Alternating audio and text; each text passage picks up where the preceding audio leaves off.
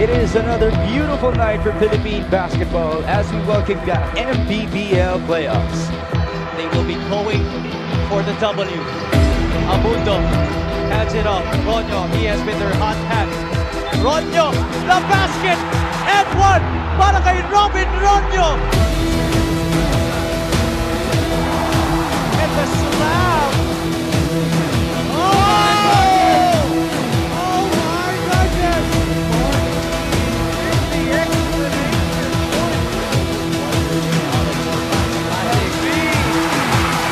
That was a nice pass coming from Roy Sumang again.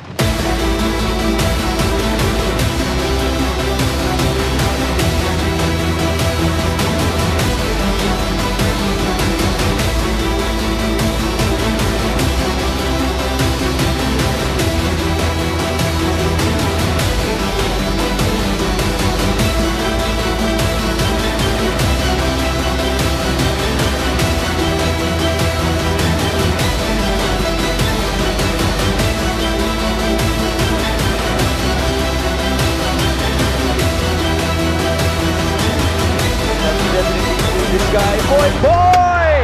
Clear the runway!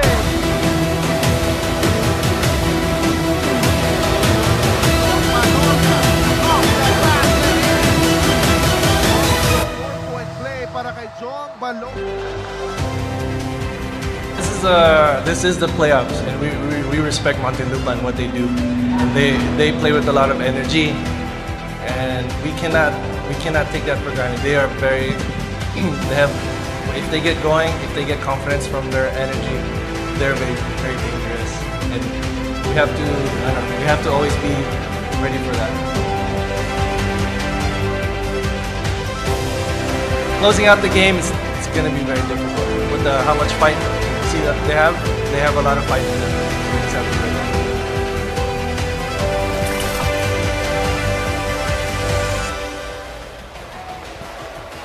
Mula sa Luzon, sa Visayas, sa Mindanao at sa iba't ibang sulok ng mundo, kami po ay nagpapasalamat sa inyong panonood ng Maharlika Pilipinas Basketball League, ang liga ng bawat Pilipino, as we come to you live from the Strike Gymnasium in Bacoor City, Cavite. It's neutral territory for the Muntinlupa Cagers against the Gensan Warriors, although as similar to what we saw with Imus and Batangas, we do have a good amount of people watching inside the venue, so it still might feel like a home game as we reach for new heights for the Warriors and the Cagers in game number 2 of their South Division quarterfinals series. Thank you so much for joining us, folks. This is Mix Gomez at your service alongside Coach JV Gayoso and Andrea Envicio. Now, Coach JV, you covered game number 1 of this series as well. It was a bit of a lopsided game by the end of the third quarter, but you did see a bit of a comeback from Muntinlupa in the fourth frame. Does that give you a bit of light in terms of your expectations from the Cagers in this game? Well, I'm really not counting Muntinlupa out. You know, yeah, tama ka, lopsided nga, 20 plus points in the third, and then they still fought back without having any threes. They dominated offensive boards, second chance opportunities. They still fight no matter what, and that's the testament of the kind of coaching staff they have there in Muntinlupa. Well, they're gonna have to fight with all of their abilities to try to extend this series onto 3 games, something that Imus wasn't able to do earlier today against the Batangas City Embassy Chill. Why don't we break down our playoff bracket so everyone would see how everybody's doing right now in the playoffs. Pampanga is already in the semis in the north. They're waiting for that game number 3 between Batangcan, Caloocan, and Pasig City. Nueva Ecija and San Juan are also in the semis. That's going to be one heck of a showdown beginning in Palayan City. As in the South Division, we're going to witness game 3s for Bacoor and Iloilo, Zamboanga, and Quezon. And as we mentioned, Batangas, they are already waiting in the semifinals for the victors between the Gensan Warriors and the Muntinlupa Cagers. So let's see what will happen here inside the Strike Gym. Neutral territory for Gensan and Muntinlupa. Now, let's break down some key players for this matchup, beginning with a guy who was perfect from the field in game number 1, but he only played 8 minutes. That's for Droy. Oo nga, sad nga situation for him. Didn't play much. Could have contributed probably even more if he had stayed in. But for whatever reason, hopefully tonight, he gets more playing time. Well, this Muntinlupa team actually had a couple of players go down because of sickness this Yes. past week. No? Sabi nga ni Ian Melencio, at some point, they only had 9 players during their practice. So let's see if Ford Ruaya can actually step up in the absence, or maybe with some of their other big men having to be sick in tonight's outing. Now, on the other end of things for Gensan, wala namang sakit. Itong si Jervy Cruz among others. Jervy Cruz had back-to-back 3-pointers to end the game for Gensan in Game 1. Oh, very crucial play for him. You know, wala nga siyang sakit pero namibigay siya ng sakit ng ulo sa kalaban sa Muntinlupa. 16 points for him. Great game. Then again, not mentioned here, John Wilson played a backup role helping their team really win dominantly. Well, to your point about John Wilson, even though he struggled with 5 out of 15 shooting from the field, he had a double-double with a good amount of assists to his name. As now, Coach JD Gayoso will be breaking down the rest of game number 1 since he was the analyst in that matchup. Here we see Gensan nga winning over Muntinlupa. A lot of the highlights there, makikita natin. A lot of unselfish play. Everybody really rotating that ball for Gensan. Very tough to defend Muntinlupa in that situation. Here we see John Wilson in one of his threes, but it's just a dominant factor. Everybody contributed here.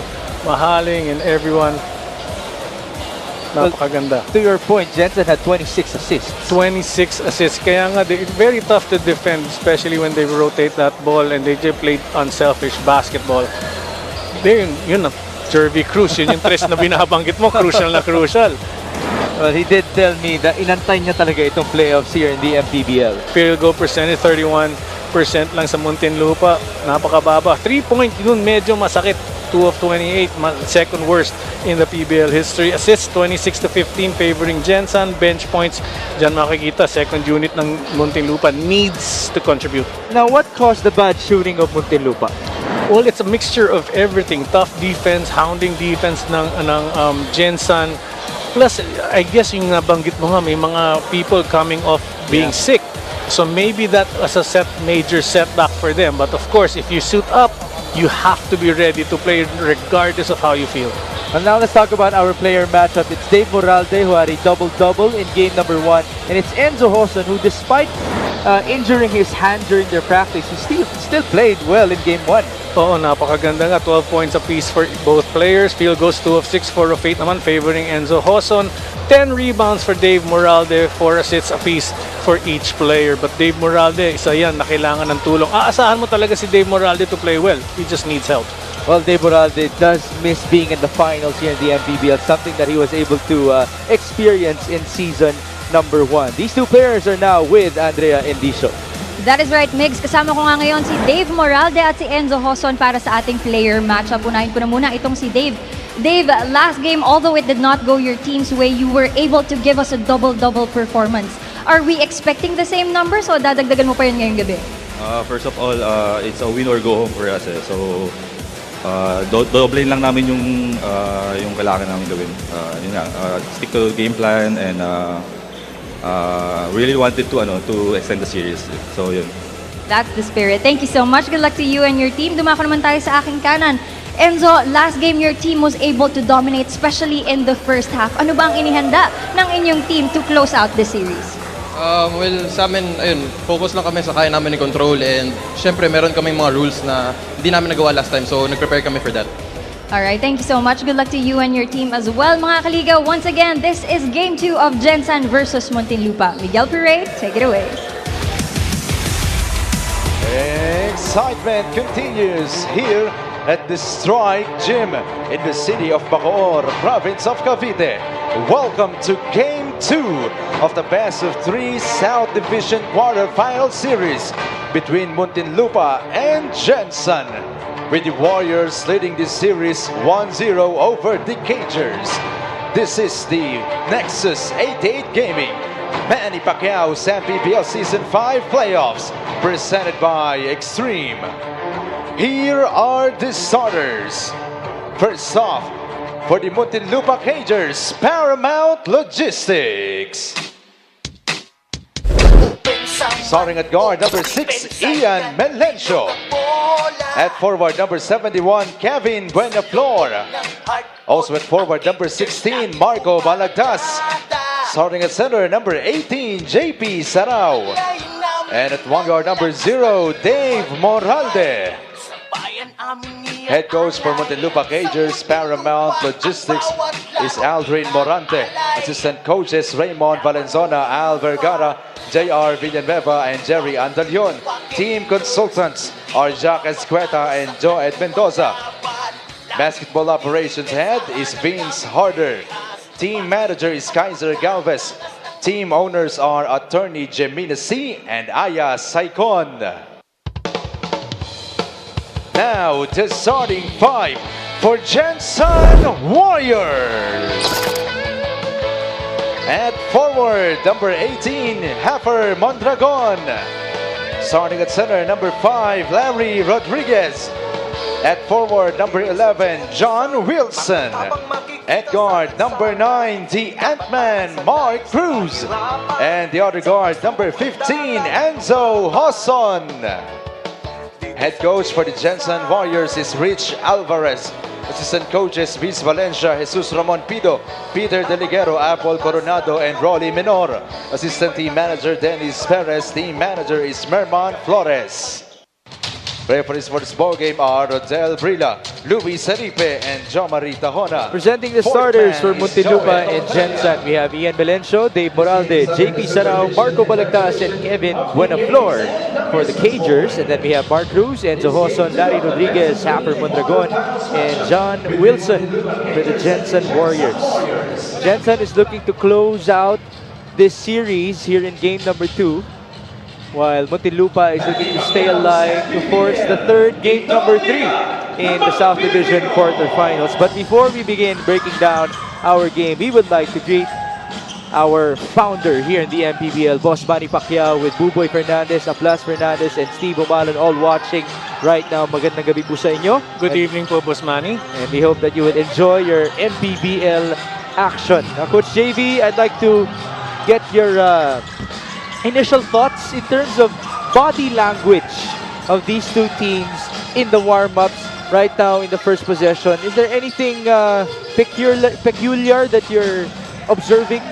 Well, I can see that Muntinlupa came in ready to play. I see the energy. But even you pointed out, ang Gensan team, mas matindi pa ang kanilang ipinapakitang energy sa larong ito. And I'm happy to see Larry Rodriguez starting the game. Yung previous game, 6 na minuto lang ang nilaro ni Larry Rodriguez eh. I couldn't figure out why. Maybe he wasn't feeling well. I'm happy to see he's in sa umpisa pa lang ng game natin. And just so it's clear, we're also pertaining to the level of focus, what we saw from these two teams during their warm-ups. Sometimes they do indicate what type of ball game these players are about to play, especially those with not so good body language. As now we will break down the keys to victory for the Muntinlupa Cagers. Ito, dito unang-una sa Muntinlupa, the fighting chance. Ano yung fighting chance nila? Offensive rebounding. They lorded over the rebounding story on offense by 20 and plus points off of turnover, 17 points. That gives them the fighting chance over itong Gensan. Second, stop the break. Gensan had 18 fast break points. Pigilin yun. Hindi sa paghahabol sa mga tumatakbo, pero yung sa mga outlet passers ng Gensan. 2 of 28. Bad shooting nga for Muntinlupa, pero in Acts 2:28, the message is hope. So the dreaded 2:28, yes, the message is hope sa Acts 2:28. So the dreaded 2:28 shooting has hope pag hinanapan mo ng kagandahan ng 2:28. That is the Holy Spirit speaking to you with that third key to the game. As now, you give us your keys for Gensan. Ito, makikita naman natin, defend your turf. No second chance points for Muntinlupa. 20 nga ang nahugot nila. No offensive rebounding. 20 points din ang nakuha ng Muntinlupa. Second key is possession is key. 18 turnovers ang Gensan. Kailangan nila bawasan ito by half if you have to win this game. Game isn't over till the Fat Lady sings. 1979 NBA Finals. Yan ang tono nun. Seattle versus Washington. Kailangan lumaban hanggang dulo kung gusto mong manalo. Gensan, huwag mag-relax. Kailangan kunin, tapusin para mag-move on kayo sa next series. Well, in the context of 1979, I will definitely take your word for that. Hindi ka pa Coach JB buhay. Gayoso. Hindi ka pa buhay. Wala pa ako yan. Dumating pa nga dito ang Washington Bullets pa nga noon eh. Imagine that. Pero sa ngayon, it's Gensan and Muntinlupa in Yeah. front of us. With 2 minutes gone by as Mark Cruz steps back for 3. That's no good. He runs to the other end. Dave Moralde off of his double-double. Nice speed to Kevin Buenaflor. Yun nga binabanggit natin, stop the fast break sa Gensan, pero binabawian nila. So, give them a dose of their own medicine ang ginagawa ngayon ng Muntinlupa.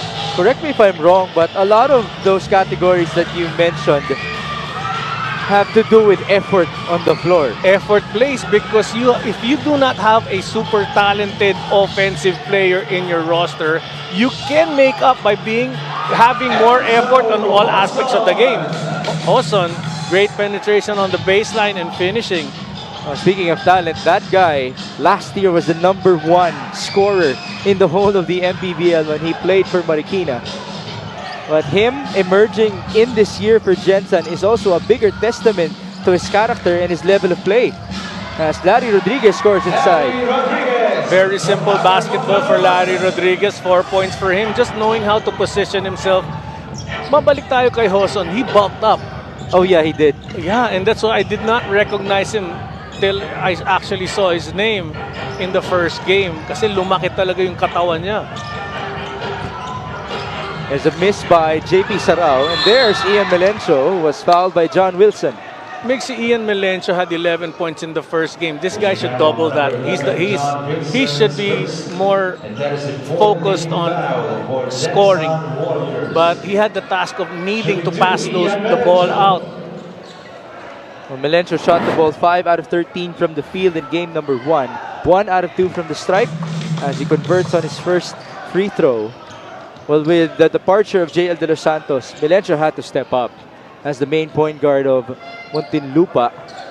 But I recall way back when he was, I think, Imus at the time, he was playing 2 guard at the time, and once he would receive, he would score. As this free throw is brought to you by Extreme Appliances, ang subok at kompletong appliance brand ng Pilipinas.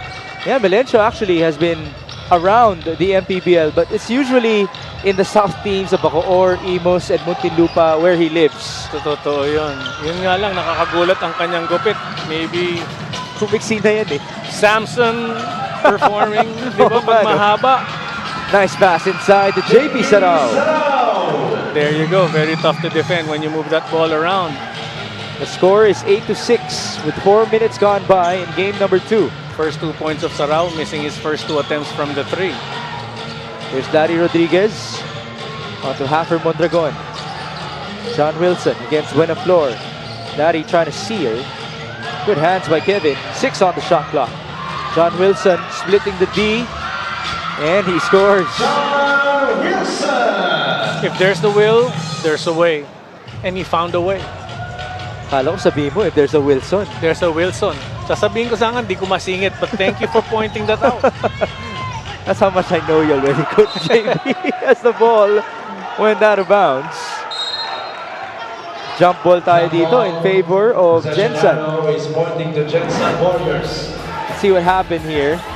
That's John Wilson finding the way. Oh, balagtas. Almost getting that ball. And napalakpak na lang siya after that sequence. 8-all. Larry Rodriguez on to Enzo Hoson. Off of the switch. Here's Larry. That's his shot. Just no good. Ball tapped and recovered by Ian. Melencio passing to Moralde. Dave Moralde up and under with some magic in the air. Dave Moralde, even from the first time we saw him playing for Munti on the first season natin, every time he would go strong to the basket, I would be fearful for the ones defending because this guy's tough. He goes strong. No hesitation. He'll bang with you. And he's crafty as well, much like this guy, Larry Rodriguez. 6 points for Larry Rodriguez. But Larry Rodriguez not feeling well. He scores 6 points pero motioning to the coaches already that he wants to be taken out. Nice block though by Larry as Nicole Sorella replaces Hafer Mondragon. So Larry is still going to stay on the court as he again asks for another substitution. Let's see what happened here. There's the pass onto Larry. Easy two. Marunong talaga siyang pumuwesto. Makikita mo, he hides that ball using his shoulders. But there must be something wrong. I never saw Larry easily asking to be subbed after that few. Ilang minuto pa lang. 6 na minutong nakalipas. There he is on the sideline. He doesn't seem to be limping, or he's not holding on to a specific part of his body. But he really seems to be tired. Oh. Then again, Coach JV, he's up there. He's an ultimate veteran already. Oo nga. So you gotta give him some breathing room. That too, but kung galing ka sa sakit, even worse. Yung talagang everything, your brain says, yeah, work. But the body just fails to give what the brain is asking for. Well, the good thing for Gensan, ang pamalit nila kay Larry Rodriguez ay si Jervy Cruz lang naman. Ang kanilang best player nung Game 1. Oo nga. Ano pa ba hihingin mo? Mark Cruz onto Enzo Hoson. 12 on the shot clock. Jervy back to Enzo. Bounce pass. Sorella spins. 2+1. As it counts for Mark Sorella. Easy lock down there by Sorella, making that turn to the basket. But Sorella can shoot the 3 as well. So they have 2 big guys now in Gensan lineup who can space out the defense. Great replay here on his basket. Basically, everybody can shoot the 3, no? In this 5. Dito sa 5 to. Pick your poison na lang eh. But everybody's poisonous at that as Sorella converted on his 3-point play. It's now 13-12 in favor of Gensan as Moralde converts from downtown. Well, Moralde continuing where he left off. Great presence in this ball game for Dave Moralde. That's a foul on Kevin. They're trying to be a bit too aggressive against John Wilson. That's not an easy coverage. Yeah, it's not, because it's awkward the way John Wilson is. He's not quick. He's strong. He puts himself in a position to get a step ahead. But there we see the replay of Dave Moralde. Can you break it down further to us? The movement of John Wilson and what makes him unconventional? There you go. You see, he makes an attempt, but he's looking to pass. You know his eyes.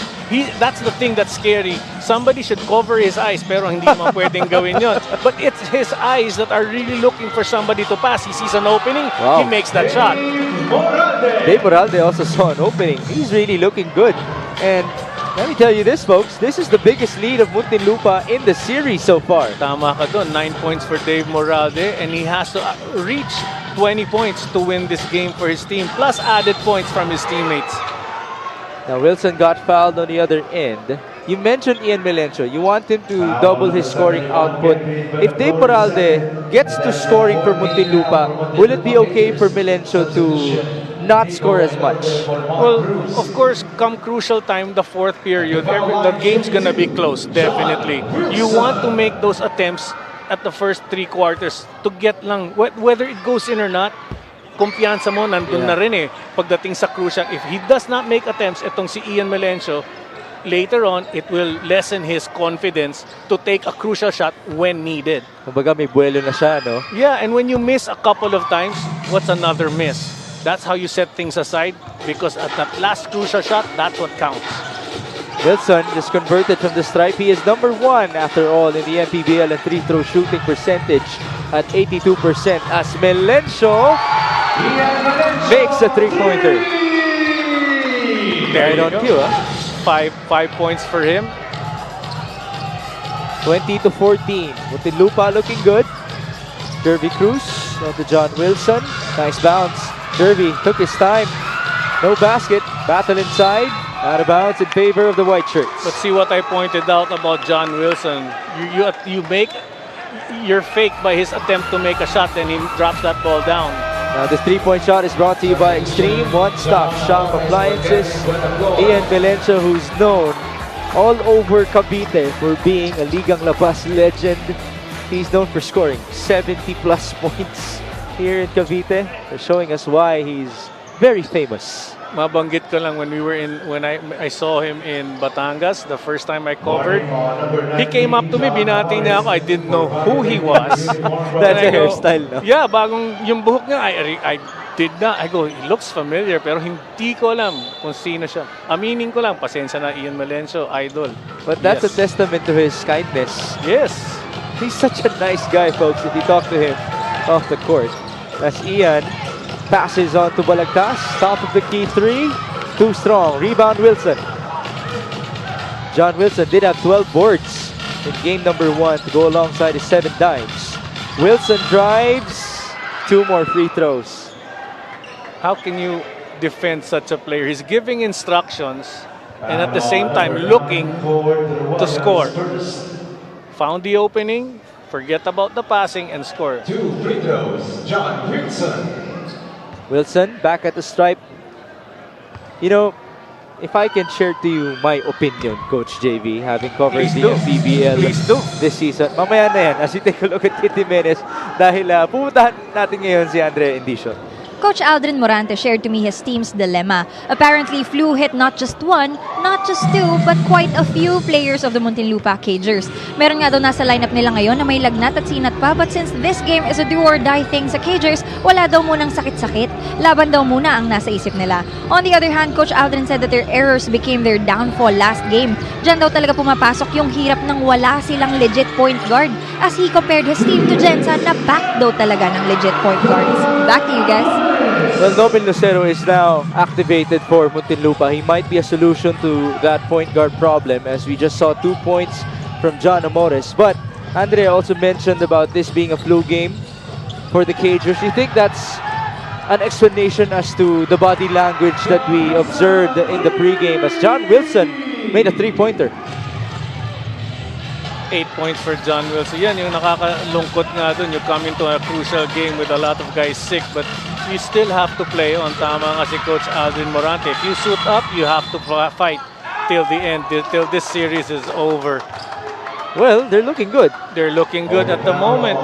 Yun nga, mabanggit ko lang, yung second unit ang talagang matinding problema ng Muntinlupa.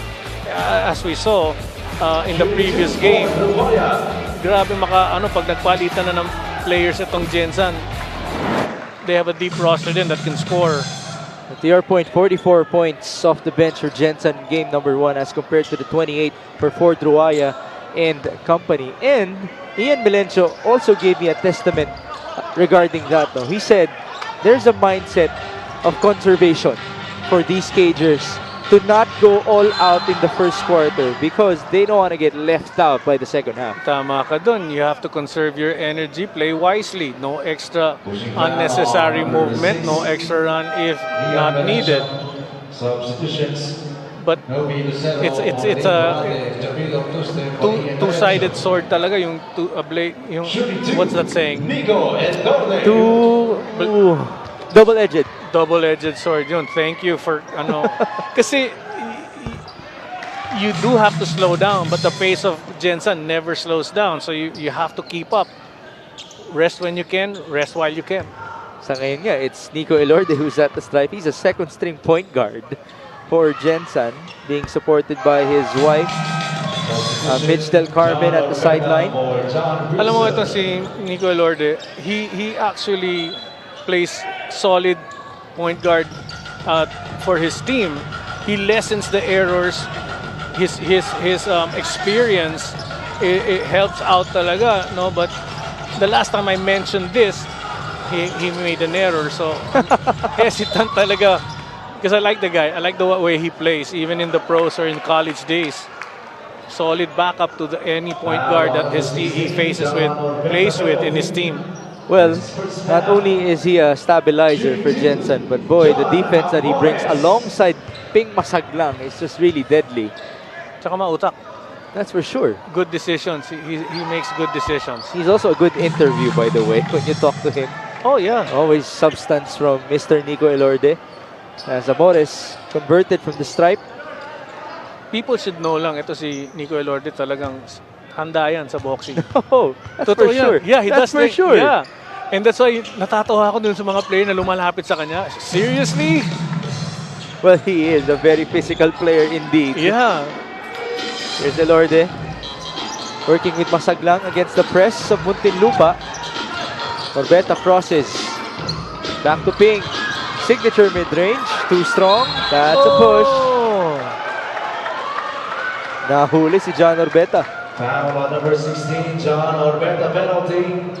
We have 2 more free throws to be presented to Muntinlupa. Let's see the story from the stripe. 6 out of 7, make that 7 out of 8 so far for the Cagers. 87%. Maganda ngayon. Free throw. Much needed yan, especially down the wire. First free throw is good for Druaya. There's si Coach Aldrin Morante.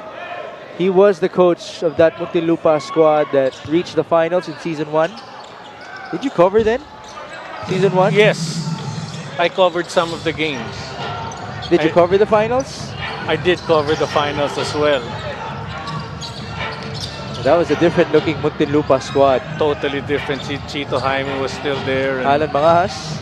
yes. Oo nga. Diba? Alan Mangahas. Yes. Ang natira na lang dyan, Dave Moralde. Apreco, I believe, nandun din. But they had a strong team. We have 20 seconds to go before the end of 1. There's a 3-second differential between the shot clock and the game clock. Nobin Lucero. His three-pointer is long. 8 seconds, a lot of time for Nico. He zigzags and passes. Sorella for 3. No good, 1 second. And we will lose time. What a start this has been for the Cagers. They're up by 6. I'm surprised nga yung composure nila. Hindi sila excited to really go out and win this game. They're taking it one step at a time. And maybe that's the pacing that you were mentioning. Well, let's see if that can continue to work out for the Muntinlupa Cagers as we have 30 more minutes to go here in Bacoor. Neutral territory, but we do have a good amount of people supporting John Wilson, Dave Moralde, and company. Are you expecting a game that can possibly go down the wire again? Of course, lalo na dumating. Of course, shout out lang, Mr. Sadelf Tupas. Making sure that we do our jobs well. Better behave now, Coach JB. 27-21 after the first quarter.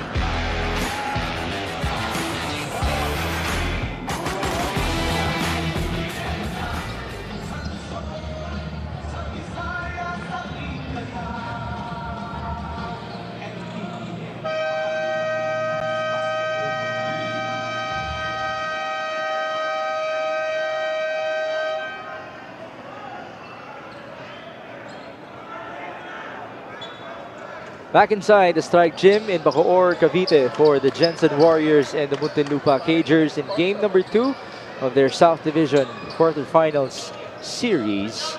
This follows the victory of Batangas over Imos on the return of Cedric Ablaza for the Batangas City Embassy Chill. So that's one team already waiting in the South Division semis. The other 4 are still going to battle out in game 3 of their respective series, as now a charge is called on Nobby Lucero. Well, he really extended his arm. First quarter, 8 of 17 para sa Muntinlupa. And 7 out of 16 for Gensan. So despite having a handful of players with sickness, Muntinlupa still holding on. This is their biggest lead so far in this series. And that's where Lucero needs to learn. He needs to be wiser in his movements. Being hounded is normal. Extending your arm isn't. So he has to play with that. Especially being matched up against a very smart Nico Elorde. Oh. As Jervy Cruz bumped into Ford Ruaya, and there's a double foul that happened away from the ball as well. Well, two referees called a foul on both sides of the floor. Let's see which takes precedence. Nangyari na ba yun? Na sabay-sabay lahat. Tatlong foul yung may tatawag. Well, ngayon ko lang nakitang sa series na ito or sa playoffs natin na dalawang tawag both sides of the floor. So that's going to be very interesting. That's why the referees are reviewing this one. Let's see what happens. So meron dito sa kaliwa sa ilalim ng floor at meron dun sa aksyon kung saan ang bola. Sabay eh. I think the call down low because the referee on the farthest end was pointing under the basket. So the double foul. Okay, let me explain. The presence of Sedelf Tupas, yun nga yung arm wrestling nag-umpisa mamaya, sampalan na. And I'm pretty sure maraming Sedelf, thank you for being here. Brought back the action currently sa ating second quarter, 9:24 into the second.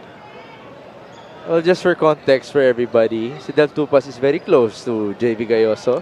That's why they are they are set to compete in a slapping match. Slapping match. Oo nga. Si Boss Manny nakikinig at would like to sponsor yung slapping match namin ni Sedelf Boss Tupas. Manny, greeting po sa inyo. Ito na ang ating tawag. Number 20, Jervy Cruz is second. It's a double foul between Sabay number nga. 19, Oh, John sabay nga. Amores, his first foul. There you go. Number 3 fouls 16, called. The John double foul Amores, and a his charge. third foul. Alin ang nangibabaw doon sa dalawa? I guess, well, ball possession goes offensive Kasi foul. offensive foul. Yeah. Nag-cancel out ng double foul. All right. There you go. There you go. Always something first here in the Mpbl. 27-21, back with the Cagers.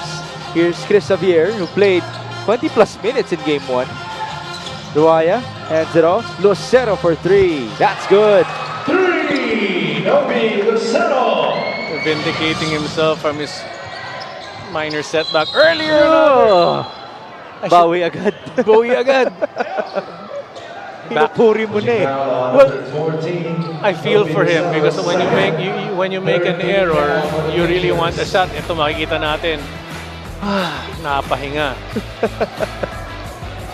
And then on the other end, are you gonna show it? Hindi na. Hindi na. Yung good side na lang ni Nobi. Oo nga.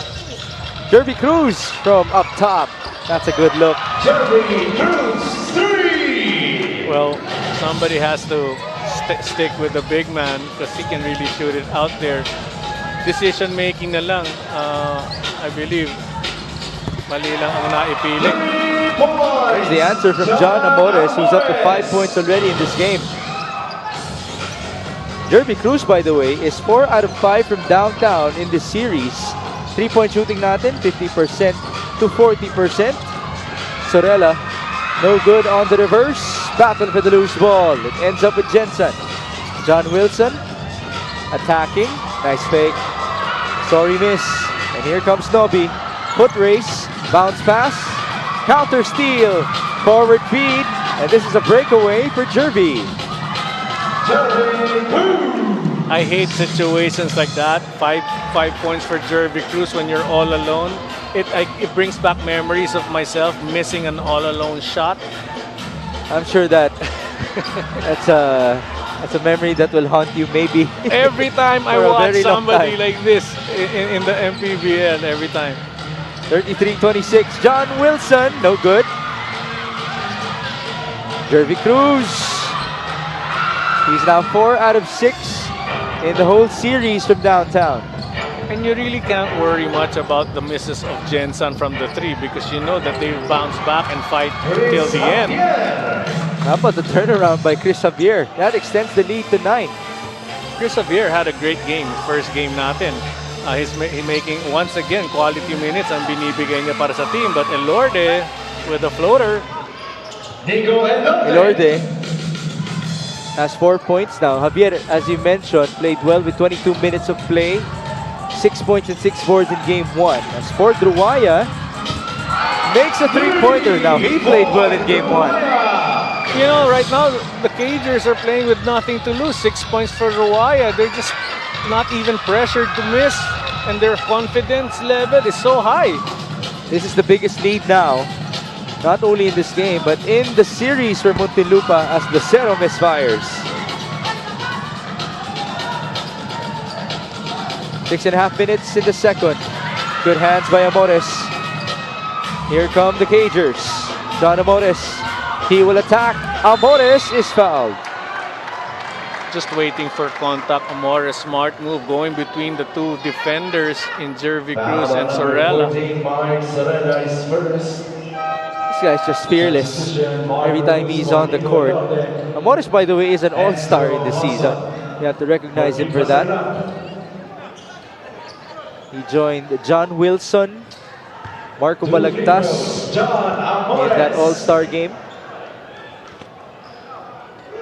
First free throw for John is no good. In and out for him. How about his numbers in game 1? Let me check that. 2 out of 8 from the field. 2 out of 4 from the field. From the stripe. With 6 points for Amores. Not really a great night for him on the first game. But tonight, everything has changed. And we mentioned, Sadef and I mentioned in that game na it can only get better for Muntinlupa. It's now 39-28. Jervy Cruz onto Enzo Hoson. He almost traveled. Hoson escapes, crosses, and scores. Just when you think he was out of room from being able to score, he finds a way to finish with a layup. So you mentioned that he bulked up. Itong si Hoson as Jamil Artuste answers back. But would you say that the quickness of Enzo is still the same? It looks the same because his movements may seem slow because of his bulk, but the feet are still quick enough to get himself to penetrate for a shot. Nice pass. Sorella, kick out. They go to the corner. Mark Cruz. Nope. And that's a push. And Hordruaya is smiling his way out of that contact sequence. 3 fouls on Jervy. That's deja vu. Earlier, John Orbeta was caught with a slight nudge on Ruaya. This time, Jervy Cruz naman. We have a timeout as you take a look at that escape by Enzo Hoson. There's the crossover. And even with that injured left hand, he finishes with it. And then, Jamil Artuste, a known shooter in the Mpbl. Usually, he puts up 3-pointers that time around. He shows us that he also has the mid-range shooting ability. It's 41-30. We have a timeout.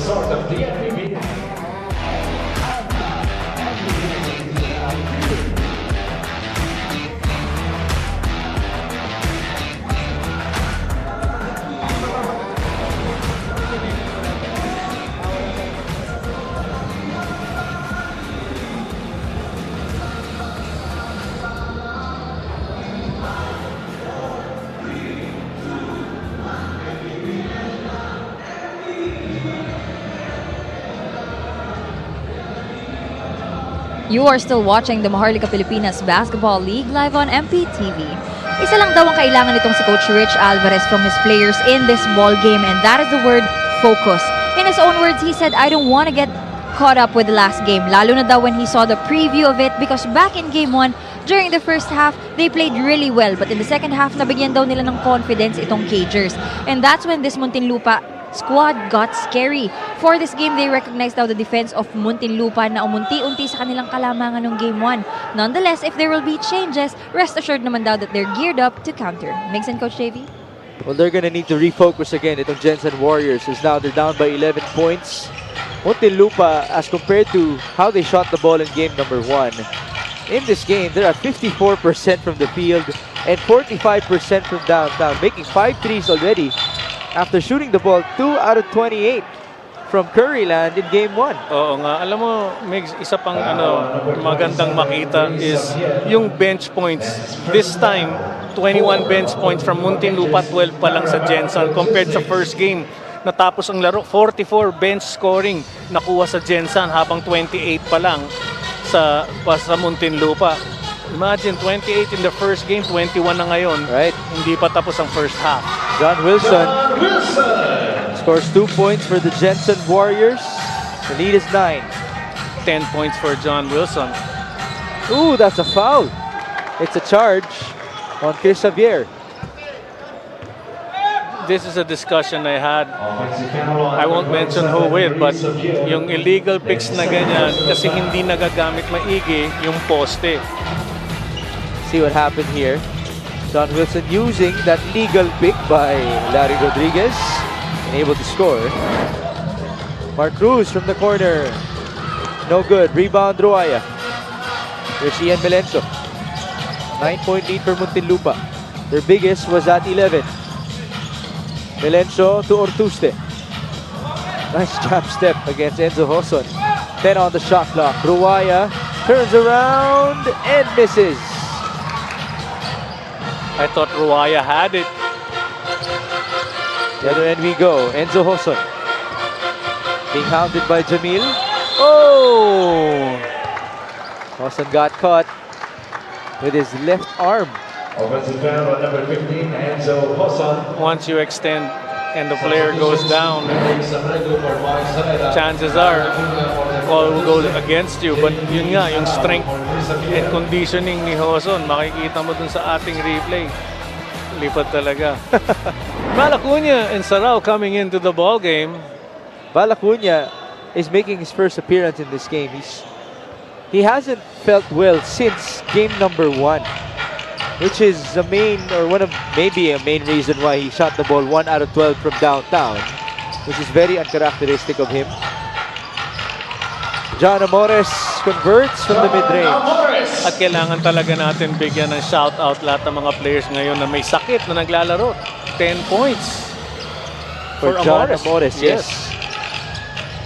The lead is 11 again. Felix Aprecu, the former Cager. Up top to John Wilson. Down low, Larry Rodriguez. He fakes and passes. Mark Cruz for 3. Finally, he makes one. There was a foul after that conversion. Well, that's a great matchup, Sarao and Larry Rodriguez. 2 champions here in the Mpbl. JP with Devoisia, Larry with San Juan. Penalty na ang Gensan. Well, the shot was made. Warning on number 5, Larry Rodriguez, for resentment to a call. The shot was made, no point in getting an offensive board, but rather than that, here we see in the replay, just the extra shove. There you go.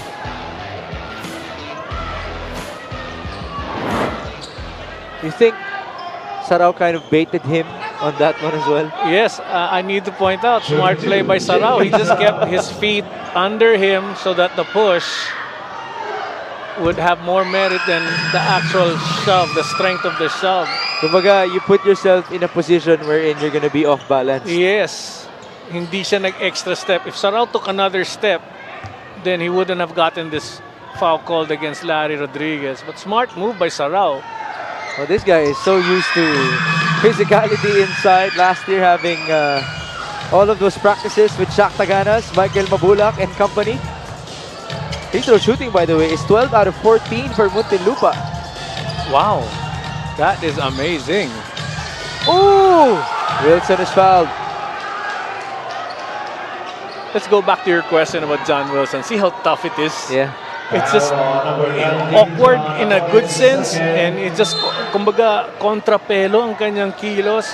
You don't know how to defend him, and even if you try to block his shot because his elbow comes out, there's a chance na mapafoul mo talaga siya. Well, Coach Aldrin is now challenging that latest John Wilson move and the foul.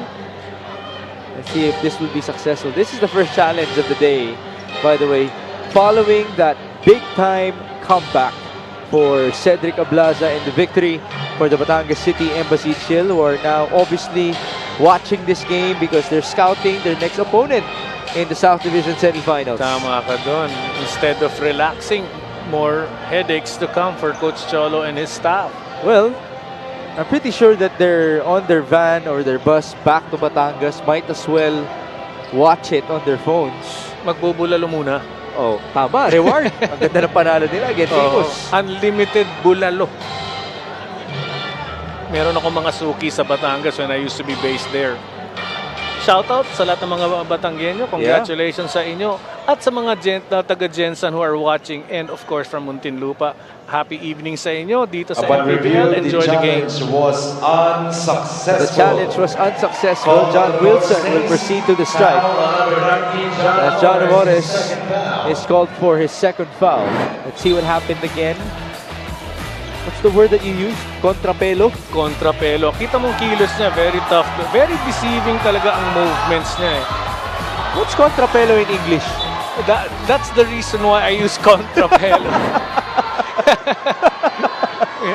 Whatever works. Counter hair. Kasi pelo, I guess. Okay. In Spanish is hair eh. Okay na, Coach. Contrapelo na lang tayo. We're just Mahirap move on with that. Next time your questions ha, Migs. Sometimes I want to put you on the spot. Wala, di ko talaga kaya. Pasensya na. Mga nakikinig sa amin. John Wilson makes his first free throw. Again, he's an 82% free throw shooter. Number 1 in the whole of the Mpbl in that category. 11 points. Another amazing game for John Wilson again. Some supporters at the sideline here in Bacoor. This is neutral territory, but we do have another sizable crowd in the strike gym. Feed inside. JP Sarao is rejected by Felix Aprecu. And that's where we were talking about using the left hand on the left side. You use your left hand that protects, and the right side of your body protects any defender. Aprecu almost lost the ball. 10 on the shot clock. Here's Enzo Hoson. He crosses. Enzo, bounce pass. Aprecu, hounded by Ruaya. There's a turnaround. And the make for Felix Aprecu. Wow. Talagang animated ang reaksyon ng mga coaches dito sa Gensan.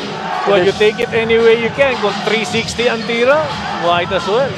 Coach Rich Alvarez just proceeded to high-five all of his players at the bench. Melencio off of the miss. Ooh, there was a takedown by Rene Pacquiao. He's very upset. Holding foul on number 67, Rene Pacquiao penalty. That's his first foul. Rich Alvarez is trying to calm Rene Pacquiao down. Warning on Gensan Warriors. When you bring a player down, chances are a call will go against you. But your reaction is something you need to control because Rene Pacquiao is very much needed. His teammates, the big men, are tired. He needs quality minutes inside para sa kanyang team. And remember, Jerby Cruz is in foul trouble. Yes. With 3 fouls already. Sarao misses from the stripe on his first gimme. Pacquiao is getting some instructions from John Wilson and Mark Cruz to focus. He needs to focus talaga. Sinasabi nga ni Rene Pacquiao sa referee, kita nyo, nung miss ni JP Sarao, it justifies na mali yung tawag. Parang ganun eh. Bumaball, don't lie siya. And I know that I used to do that. Kita nyo, rep, 5 points para kay JP Sarao. 46-39, 2 minutes and change before halftime in game number 2. John Wilson, bounce pass to no one. Na-fakean si John Wilson ni Hoson, that's why. But you see the intention of John Wilson, it's really not to score. He's creating, he's attracting the defense, and then ready to pass. 46-39, balik tayo sa Muntinlupa. John Amores on to JP Sarao. Here's Ian Melencio. Balacuña has a size advantage inside. Amores, his pull up. Yes, that looked good. Much needed style of play right now by Amores. 12 points. Yes, that's right. Para kay Amores, badly needed talaga. Anywhere you can get extra points from the previous game, napakahalaga para kay Coach Aldrin. You know, John Amores, ever since he was selected as an all-star, his confidence has totally risen up. I can relate. I understand. Here we see easy pull-up and the finish. That's nothing but net for the former JRU heavy bomber as JP Sarao spins and scores. JP Sarao! 7 points for JP Sarao. Biggest lead matched at 11. Wilson driving kick. Hoson from the corner. No good. Rebound the Preku. A minute to go before halftime. John Wilson. This is a mismatch. His three-pointer is short. Rebound Melencio. 47 seconds. Ian zigzagging. Handoff. Bal Acuña for three. That's good. Oh no, this is not good. John Wilson. Did he just get 2 consecutive technical fouls? Oh, wow. The referee showed him the T twice. At minura niya talaga yung referee.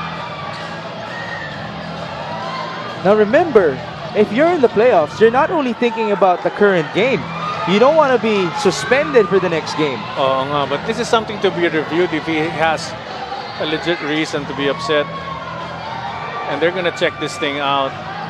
Because John Wilson is not just an ordinary player who, you know, really get that upset.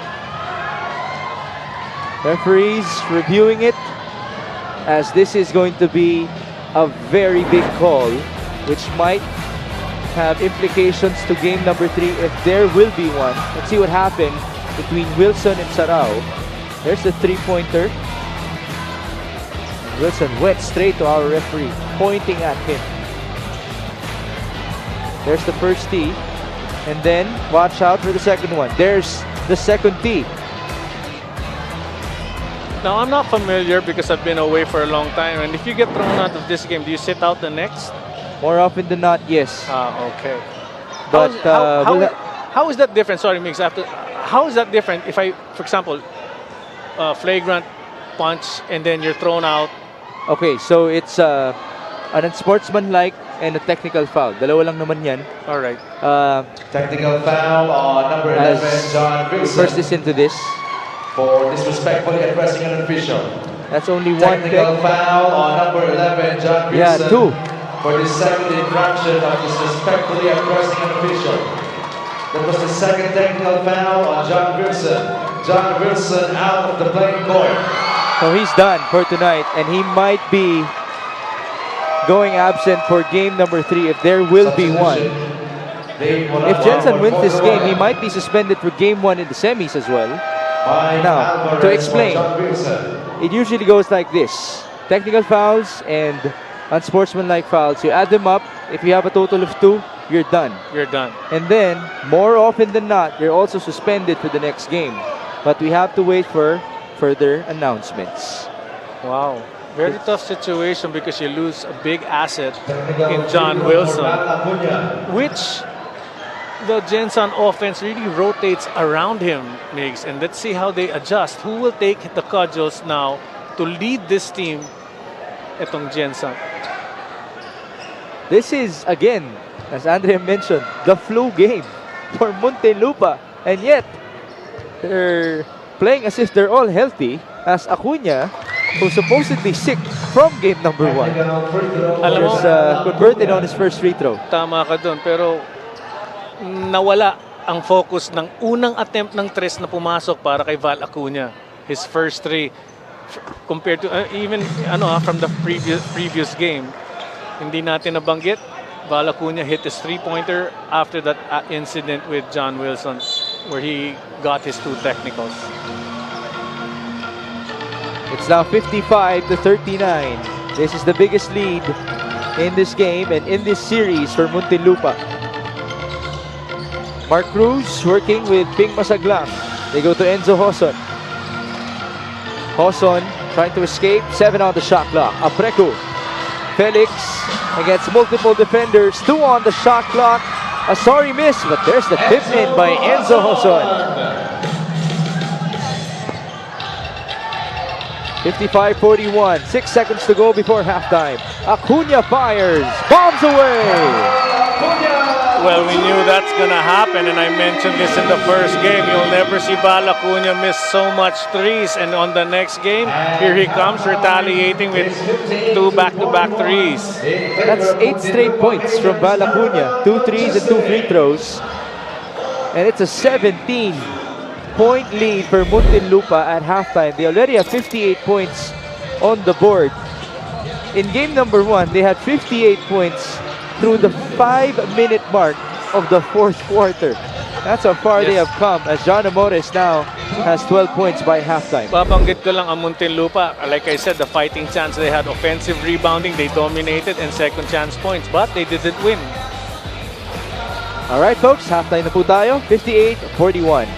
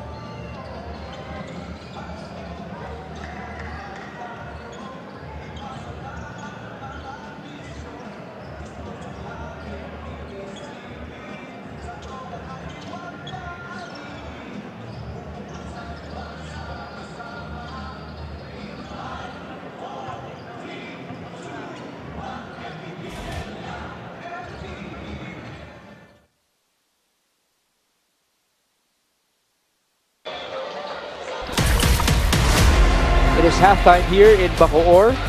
Reaching new heights for Gensan and Muntinlupa as they battle it out in game number 2 of their South Division quarterfinals series. Muntinlupa is already up to 58 points.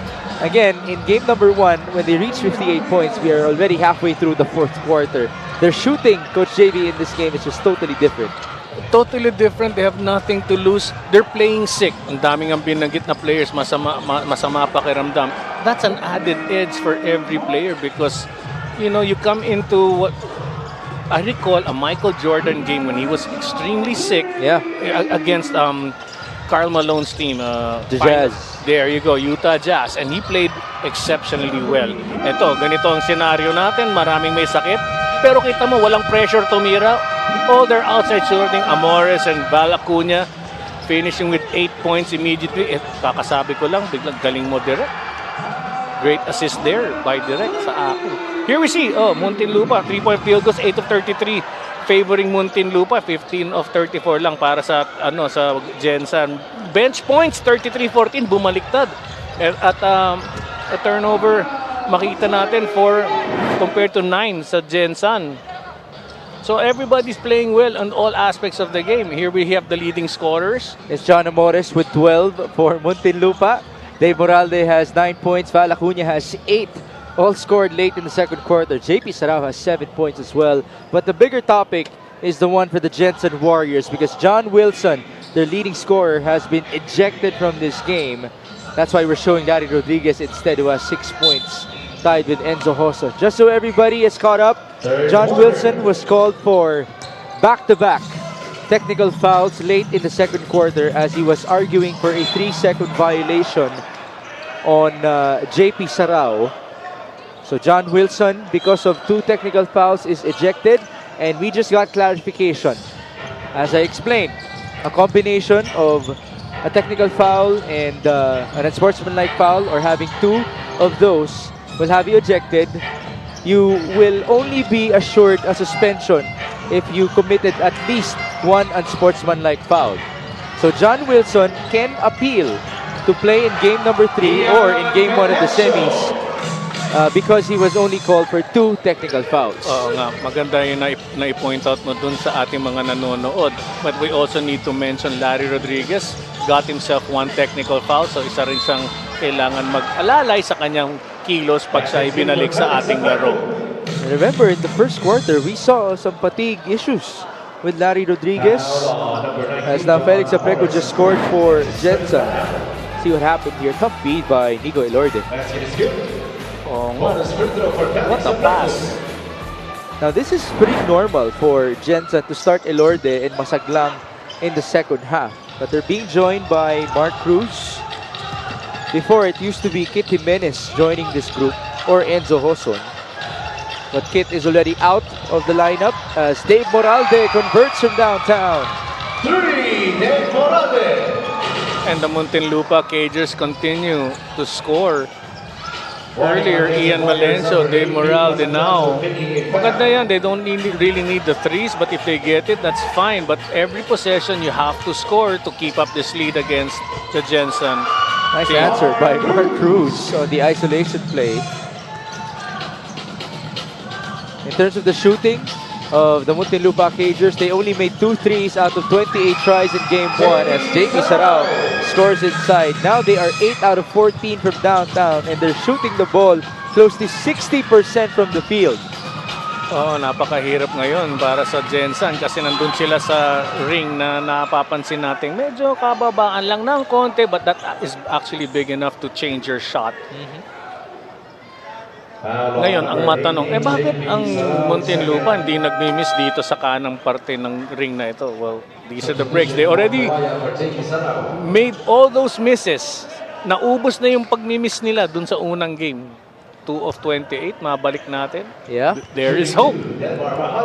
As this free throw is brought to you by Extreme Appliances, ang subot at kompletong appliance brand ng Pilipinas. You know, there is or there might also be that argument that Mpbl players are used to playing in this venue already for years. Yes. So I'm sure there's already that expectation na pag nasa Bacoor ka, ganito yung ring dyan. pag nasa Bataan ka, mahirap tumira doon. Mahirap din. Isa pang lugar rin. Oh, Masaglang just hounding Ian Melenso and finishing. That specialty of the house for Ping Masaglang. Rewarded for his efforts. There's the signature pressure from Masaglang and Elorde as they are being aided by Mark Cruz. That's a foul of Nico. You know, that's actually good of Dave Moralde to have kept his composure. Well, they're up. If they were down, then it probably would be a different thing because you don't need to get that extra physicality. But here's Masaglang just pounding on defense and getting himself a gimme basket. Easy layup for Masaglang. I always say it on air, but now I want to say it again because you were my partner back then. Remember the All-Star game last year? He was supposed to be the MVP. Yes. Oo nga. Diba? Siya dapat yun. If not for JC Marcelino, who exploded in the second half. Nico Elorde zigzagging. There's the attack. No basket. Rebound to Preku. Three-pointer for Mark Cruz. That was long. Offensive board. Masaglang. He attacks and feeds. Rodriguez. No basket. Now the ball is with Muntinlupa. Dave Moralde to John Amores. Amores attacks. No good. Rebound Larry. Forward pass. Back and forth we have gone. Masaglang with a touchdown. Heads up play by Larry Rodriguez to a quick running Masaglang. But see, that's where the pass rate should be stopped, from the outlet. Somebody should have prevented that outlet pass to be made. Missed by Balagtas. Here comes Nico. Almost a counter steal. No foul there. Elorde. Down the middle. Tough pass. Masaglang left wide open.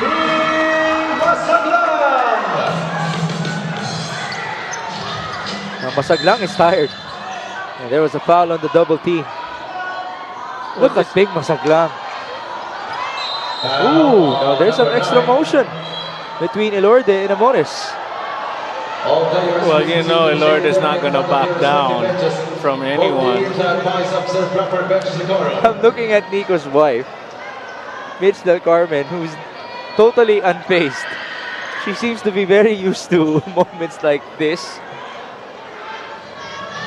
I recall back in the pros, magkasama kami ni Mitch covering games. That was long before they got together as husband and wife. But they were already together. What's the story? Yun na ba yun? No, I was gonna say, well, now, ang mas matapang, hindi pala si Nico Elorde. Si Mitch. Si Mitch. Usually, ganun naman talaga dapat, di ba? Oo. There's Nico Elorde. The stabilizer, as you described him in the first half. But we also mentioned, it's himself and Ping Masaglang, who's known for that pressure defense at the backcourt, which has been effective lately. Has been, and they need to make this. They need to apply this pressure the entire third quarter to get themselves closer and hopefully pull off an upset against Muntinlupa. I say upset because Muntinlupa has been playing great. And no more John Wilson for Gensan. Yep. Derby Cruz has 3 fouls. Kit Jimenez is not even active anymore after he got drafted, but he's there on the bench wearing a Gensan jersey. Now, this is what I need to mention about people who are sick and they're playing. If they sit out a long time in the bench after playing, getting themselves warmed up, playing in the first half, coming into the second, that's a different thing. Because chills will come in, will set in. So it's harder. It's harder. And the way it depends on how your body will react to the situation. If you can get that extra energy to run, then that's good for you. Amores and Elorde are still chirping. Substitution, Balamunya for John Amores. Might I say though, John Amores, even though he still gets into it with a couple of Mpbl players, we've seen his development in terms of trying to keep his cool. Obviously, he's gone through the worst. So we also want to recognize him for not going there anymore. Oh, and you have to understand, he's a scorer, not a fighter. Let the guys, your teammates who do the dirty work, You just focus on the shooting and scoring. Here's Valacuña. No good on the three. Nice rebound by Moralde. Moralde, by the way, has been playing rejuvenated basketball in this series. Valacuña, that's a good look. Three-pointer was long, out of bounds in favor of Gensan. You can only feel that urge and that the pressure on Valacuña. Well, he should continue shooting. Acuña continued shooting in game 1 despite the struggle. 1 out of 12 as Nico Elorde now gave us a three-pointer. The lead is 11. We started the second half with a score of 58-41. Well, they're not the Warriors for nothing. That's right. Laban talaga. Oh, what a silencer from Dave Moralde. 15 points, Dave Moralde. Aging like fine wine. Oh, he really has been shining, shimmering, and splendid in this series. Here is Ian Melencio. Halfway done in the third. Moralde, same look, same result. Back-to-back threes for Dave Moralde. Why not? If you feel it, take it. 8 points. 18 points. Oh, come on. You had a better version of that statement before. Yeah, I do. Yeah. Pag feel mo, pukul mo. Bukol mo. As there was a foul called inside. Foul on number 9 for Duaya, second.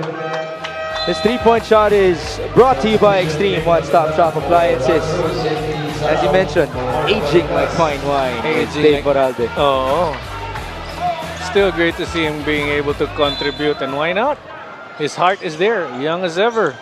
Full of passion and desire. Oh! Just a sorry, Mr. Larry. Here's Masaglang. He loves that. Short on the mid-range. Rebound, and Abrego is out of bounds. And he's arguing for a foul. Yeah, that's a tough thing to make. I know there's a foul call, but he was outside. He was stepping outside, so the foul was called before he stepped out of bounds. All right. Baseline inbound tayo for Nico Elorde. He goes to Masaglang. Then on the shot clock, Nico for his second three. Way off. 71-54. Nice pass by Dave. Acuña leans in. No basket. Rebound. Put back. 2+1 for Fort Druaya. Well, the woes continue para dito sa Gensan and everything falling for Muntinlupa. Let me check the shooting percentage. Again, in game number 1, Muntinlupa shot the ball at a 31% clip and a 7% clip from downtown. In this game, they're at 52% from the field and 52 as well from downtown. That's crazy. 83% as well from the stripe. Napakaganda. And what is great to see is this Muntinlupa team weathered the storm, the constant harassment on defense by Gensan. And they still got back the lead that they lost earlier. Enzo Hoson to Nico Elorde. He drives.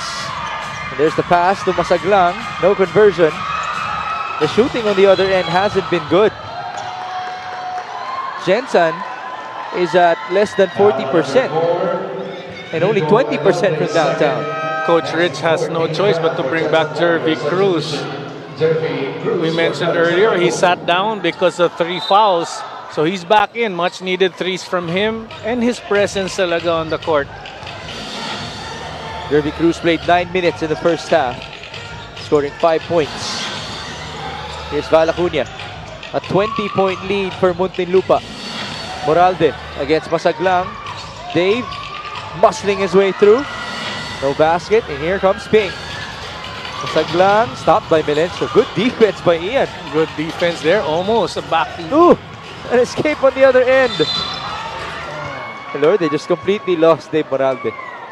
Great move, Nico Elorde just taking cudgels on his shoulders para dito sa Gensan, going strong every single time. He missed a 3-point attempt, but still trying to go and score for his team. First free throw for Nico Elorde is good. He is one of the most fouled players in the Mpbl. Always in the top 5 in that category. Well, very rugged player ito.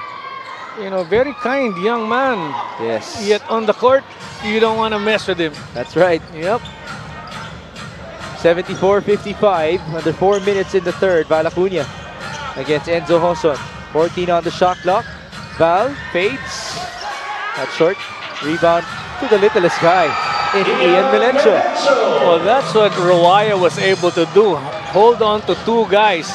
9 points? Was that 10? 9 points for Ian Melencio. The shortest guy getting that rebound. Great box out by Rawaya, Migs. Melencio was called for a foul on the other end as Nico Elorde went straight to the rim. Pasok dito si Chris Xavier for Ford Rawaya. This is going to be tricky though. We have to wait for further announcements. If there's going to be a game number 3, when will it be for Gensan and Muntinlupa? Because remember, later this week, we have only 1 game in Caloocan. 1 game. Hindi lang yun. Would Coach Aldrin prefer that he has a lot of guys who are sick coming into the 3rd game? Kasi Tama. maganda ang performance nila dito eh. That's right. And he also had the question for John Wilson. There you go. Will he be able to appeal so he can play in game number 3 as he was ejected due to 2 technical fouls in this matchup? Makes Nico Elorde 10 points na. Magandang contribution. He obviously has to sit because he looked really tired already and he's badly needed for the 4th. Oh! There's a stop by Gensan. Enzo Joson is on the run. Joson with the 1-2 and the feed. Masaglang scores. From Enzo Joson. 8 points now for Ping. 76-59. Nice feed on the other end. JP Sarao. It's amazing how Muntinlupa just gets to score at a high percentage. This is a big one. Sorella misfires. Rebound Acuña. Acuña bringing that ball down. Mismatch. Javier swings it over. Moralde is still trying to seal. And finally, there's that whistle blown. A charge on Dave. I have a comment in that situation. Dave Moralde saw the mismatch and he really wanted to get that ball. But if it isn't for you, don't create it. Turnover happens because you were called for an offensive foul. Ito makikita natin yung tulakan. Wala. Great defense is already played. It's not because your guy is smaller and you'll try to outmuscle him. You'll end up getting a foul, which turns the ball over to Gensan. Sometimes, ipitaw mo na, let somebody else control the offense, set it up. Ooh, nice block by JP, causing the turnover off of Enzo Joson. Great tap by Val Acuña sa paa ni Joson. But great defense, great block by JP Sarao. Eto makikita natin. Ooh. This completely erases Joson on the picture. 2 minutes. As Chris Xavier fires and scores. It's been that kind of a night for the Cagers. Yes, the Muntinlupa Cagers, sick and tired, still fighting. Doesn't look like it. It's an unsportsmanlike foul initially ruled against Jervy Cruz. I did not mean to laugh at what happened. It was really more of Coach JV's reaction that gets us surprised. Okay, blame me. But JP Sarao, I feel for this guy. This guy is just a shock absorber of all sorts. I believe ilong niya ngayon ay dumudugo. Oof. Well, to your point about him being a shock absorber, that's been his role for 2 years already.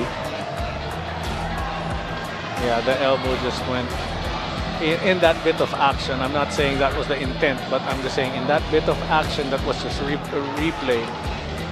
Have you ever been a practice player in your life? A practice player? Yeah. Yung alam mong hindi ka gagamitin. My rookie year playing for the pros with sila Coach Rudy Distrito sa Ginebra, I knew I was going to be a role player. I knew I wasn't going to be used because I came in the middle of the first conference. So, But that being said, my question is, did you have a different motivation coming into each and every practice? yes, because if I did not step up, I'd lose the job. Second, all my stitches in the face occurred in practice. There you go. So I earned my spot in the team, and that's the reason why when I started playing, I had all the confidence knowing that my teammates will not allow any other player to hurt me because they earned the right to beat me up. Totoo. And that's why I couldn't, you have no highlight of another player in another team causing injury to my face. Well, that just brings me to the point wherein we honor this guy, JP Sarao, who really had to go through a lot last year with Nueva Ecija. Just imagine the beating that he experienced each and every training. And he doesn't get mad. Yeah. He just wants to play. That's all it is. I mean, what else can you ask for? The reason why he's that tall, puso niya, nagsistretch ng ganong kahaba. Okay yun ah. Yeah, totoo. Upon Nag-expand review, yung puso. disqualifying foul on number There's 20, an unspo. Jeremy Cruz. For But the Jeremy swing of did elbow admit to above it above the shoulder. immediately. Jeremy That's his Cruz fourth out foul. of the playing court. Substitutions. He's also ejected Nico from this Alonso game. for Enzo Hoson. Frustrating situation right now. Ito, makita natin another replay.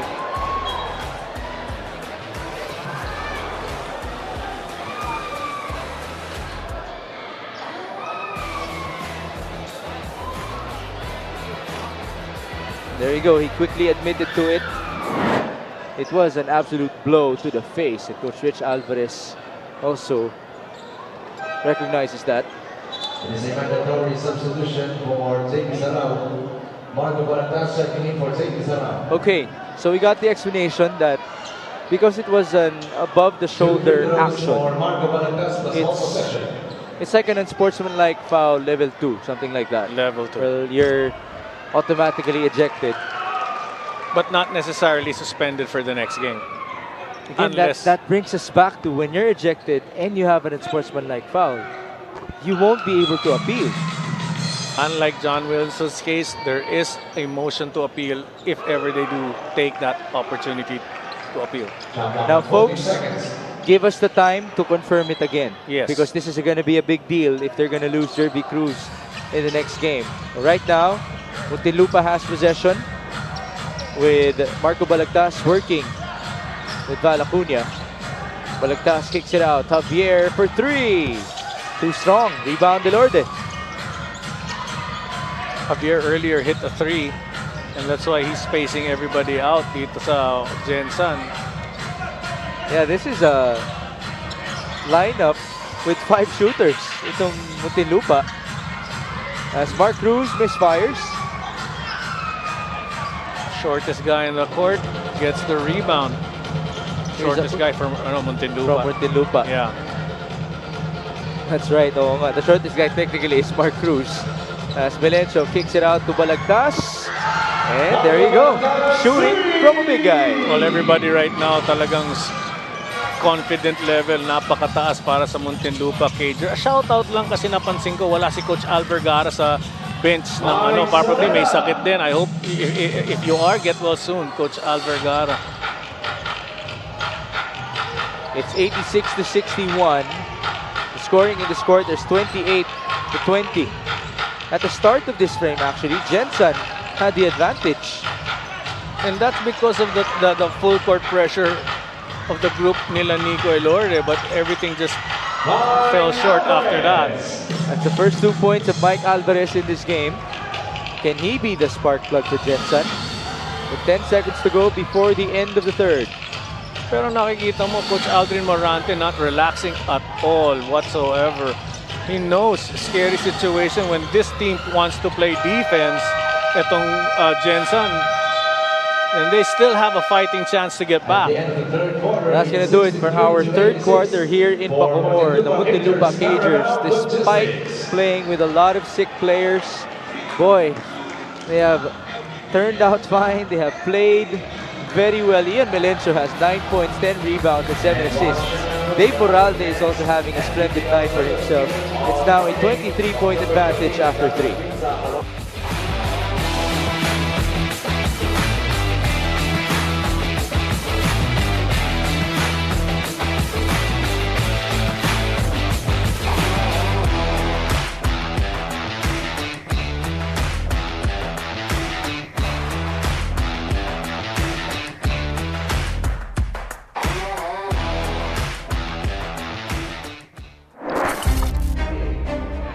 Robbie Celes is there and he'll score!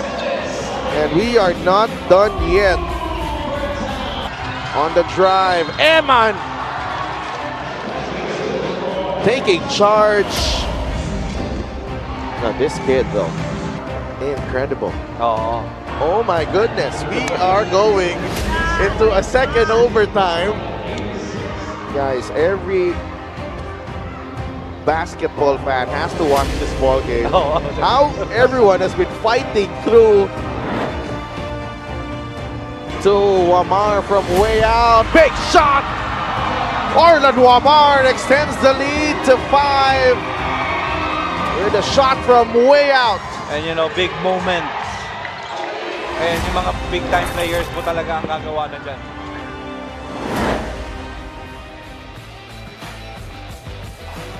Folks, I hope you did not miss out on yesterday's game between San Juan and Makati. Even Georgios Serlentakis, a Swiss sports journalist, statistician, and commentator, had a comment about that game number 2, a double overtime thriller between the Knights and the Kings, ultimately eliminating Coach Don Dula and company from the playoffs.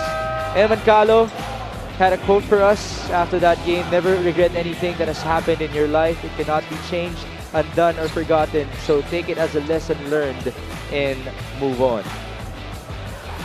And just to think, no, we already thought that in the playoffs, the best game was the game between Iloilo And Bacoor. Bacoor. And No. the game last night just topped it off. Folks, if you want to see or watch sheer effort, pure heart on the floor, better watch the highlights or maybe even the full game of San Juan versus Makati, game number 2. Quarter scoring natin. Ito makikita natin 27-21 favoring Muntinlupa on the first, 31-20 on the second halftime, 28-22 sa third, and we end the third with our current score. What a very impressive scoring output so far by Muntinlupa after struggling shooting the ball in game number 1. And mind you, not only has the damage been done in this game for the Gensan Warriors as Lucero misses inside and Gensan runs to the other end. Mark Cruz will pass to Elorde. Back to Cruz. Now I'm going to get back to my point. We now have confirmation that Jervy Cruz will be suspended in their next game. Oh wow, that's a tough decision. That's a tough situation para dito sa Gensan Warriors kasi napakahalaga ng presence talaga ni Jervy Cruz. Mike Alvarez just converted with 2 points. John Wilson will have to appeal his status as well for game number 3 if this actually continues to be a win. As Mike Alvarez got the steal and the breakaway layup. Well, Lucero on 3 possessions just gave that ball away. He made an ill-advised shot, makes an errant pass, and tried to create and loses the ball. No, but Lucero needs to settle down because he's badly needed. The game ain't over. Almost another steal. Ortuste, that's a backcourt violation. Backing violation. Yes, backing violation. Substitutions: Ian Valencio, John Amores. Ian Valencio, John Amores, Dave Moralde, Marco Balagtas, sorry, JP Sarao, and Ford Ruaya check in. That's a full 5 for Coach Aldrin. Oo nga, nakakagulat din na may ipinasok si Coach Aldrin that soon in the ball game, the start of the fourth. Habang talagang in sync pa ngayon ang Gensan compared to Remember, Amores and Elorde have been going at it since the third quarter. John Amores, that's his 4th foul. 4 fouls now on John. And these are the decision-making situations that Muntinlupa needs to be weary of. Iwasan dapat nila ang pagbigay ng bola sa Gensan to win tonight. Mark Cruz fakes. This is a big one. That's good for the Ant-Man. The lead is 13. The lead is 13, and all because of having a group not ready to finish. It's a 10-0 run in favor of Gensan to begin the fourth, and now there's a charge. Elorde, Please proceed to the shaded area in front of your respective benches. he's again chirping with John Amores. There was an unsportsmanlike foul signaled by the referee. Gotta see what happened there.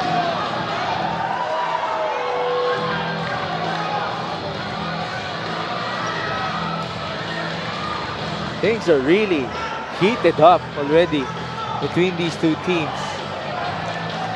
Even John Amores has to be calmed down by his family.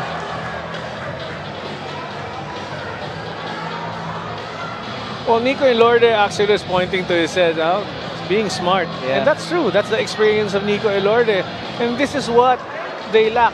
Etong Muntinlupa, sadly, their reliable players have been committing turnover after turnover. And this is why Gensan is back into the ball game. Hanggat hindi pa tapos, you cannot give up. That's a part of your keys to the game. Yes. Play 40 minutes. But tama ka dun. But it was for Gensan. You cannot actually, the game ain't over till the fat lady sings. Para sa Gensan dapat yun. But this time nakikita natin, you can't stop playing till the game is over. Gensan was up, they gave it up easily. Muntinlupa, that is. The biggest lead was 27. We started the fourth quarter with a 26-point advantage. Or sorry, was it 26? It was 23. Yeah, because it's been a 10-0 run here in the fourth. Coach Aldrin Morante is a bit stunned. He's waiting for the final call.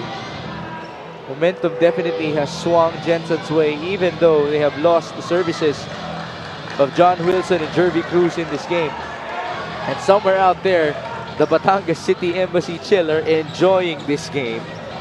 Scouting, as they should also do for the semis.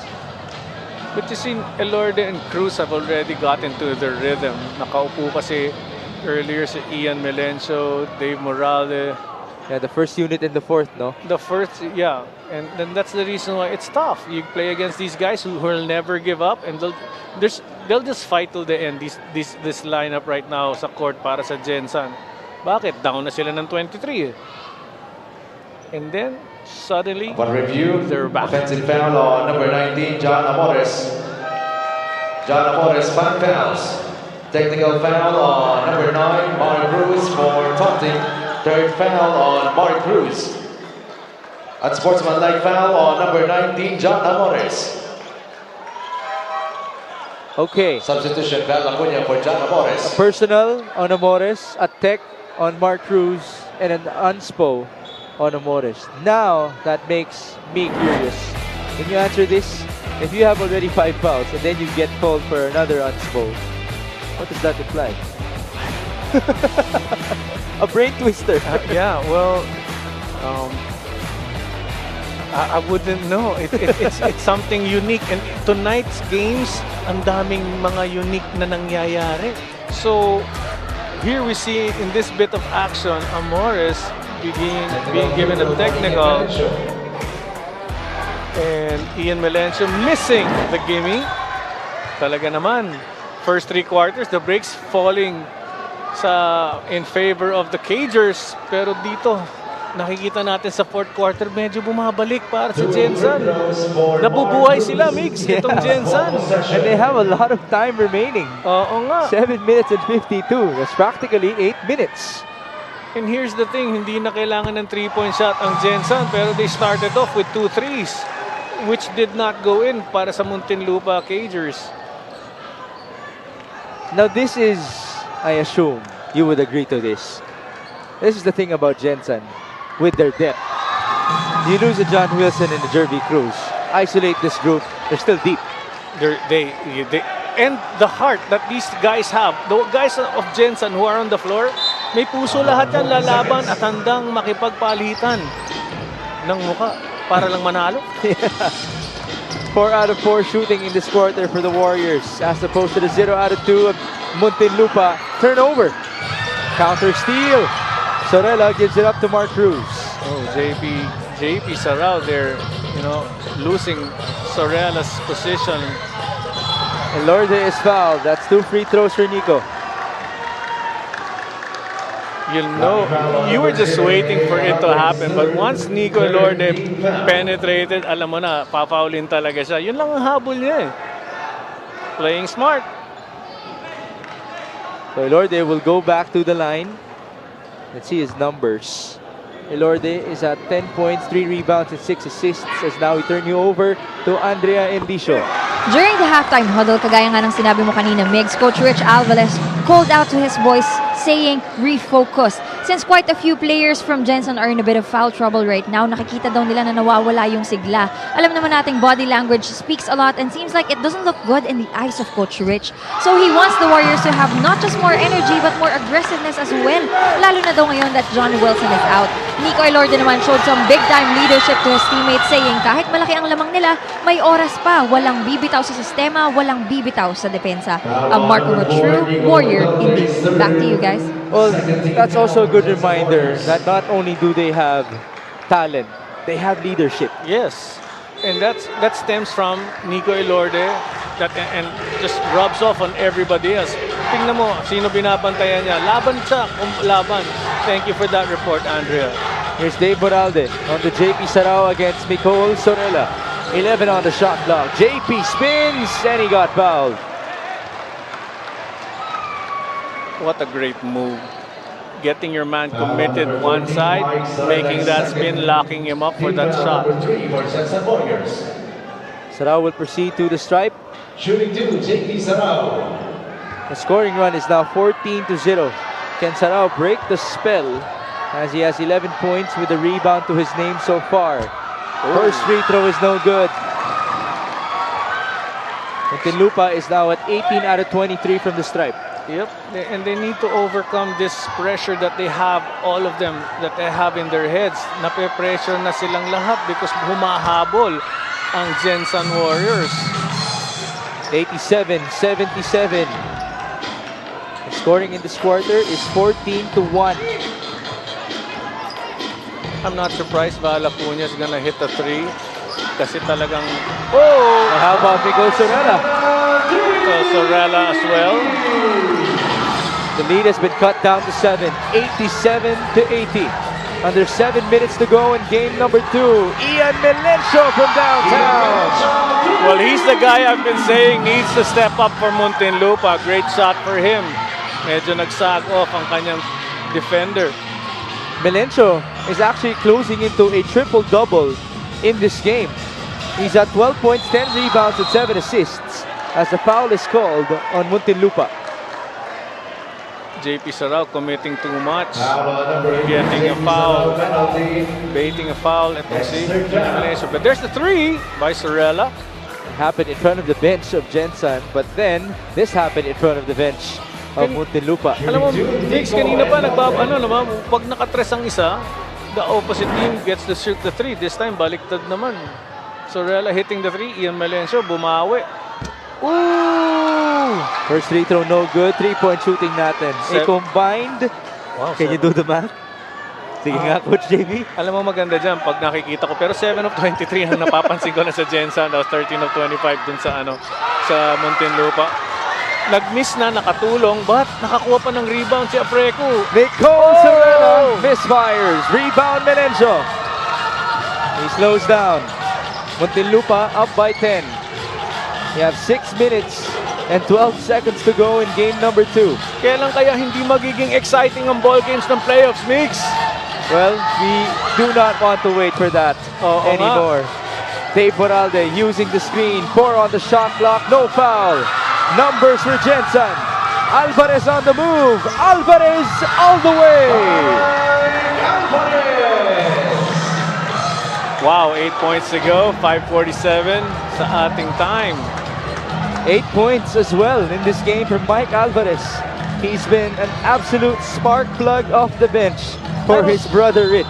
And I don't think he was playing sa first half. He wasn't. Yeah. This is his first stint, and he's made the most out of it. As Mark Cruz is called for a foul, that's his fourth. But let's take a look at this 2-on-1 pass break opportunity. This guy actually joined the slam dunk contest, so he can definitely stay up in the air. Great finish there for Alvarez. We have a timeout. The score reads 90-82 with 5 minutes and 35 remaining in game number 2.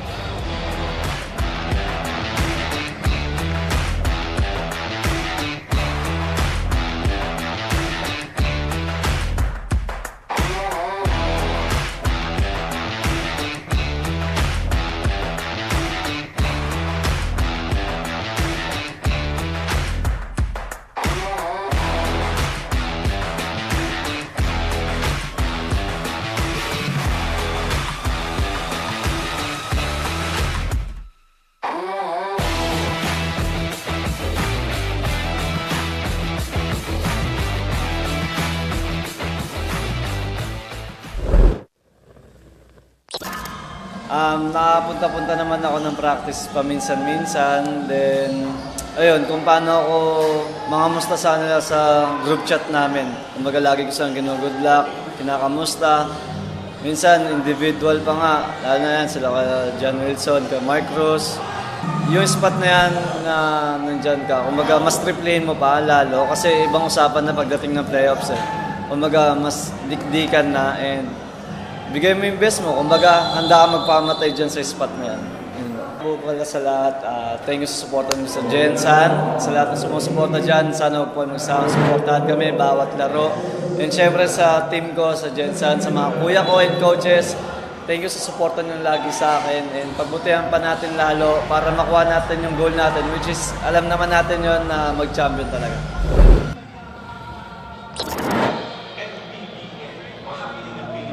First of all, I want to give a big shout out to Kyle, who's the one behind making those videos at the sideline. Kitty Menes is right there at the bench of Gensan saying hi to Coach JV Gayoso right now.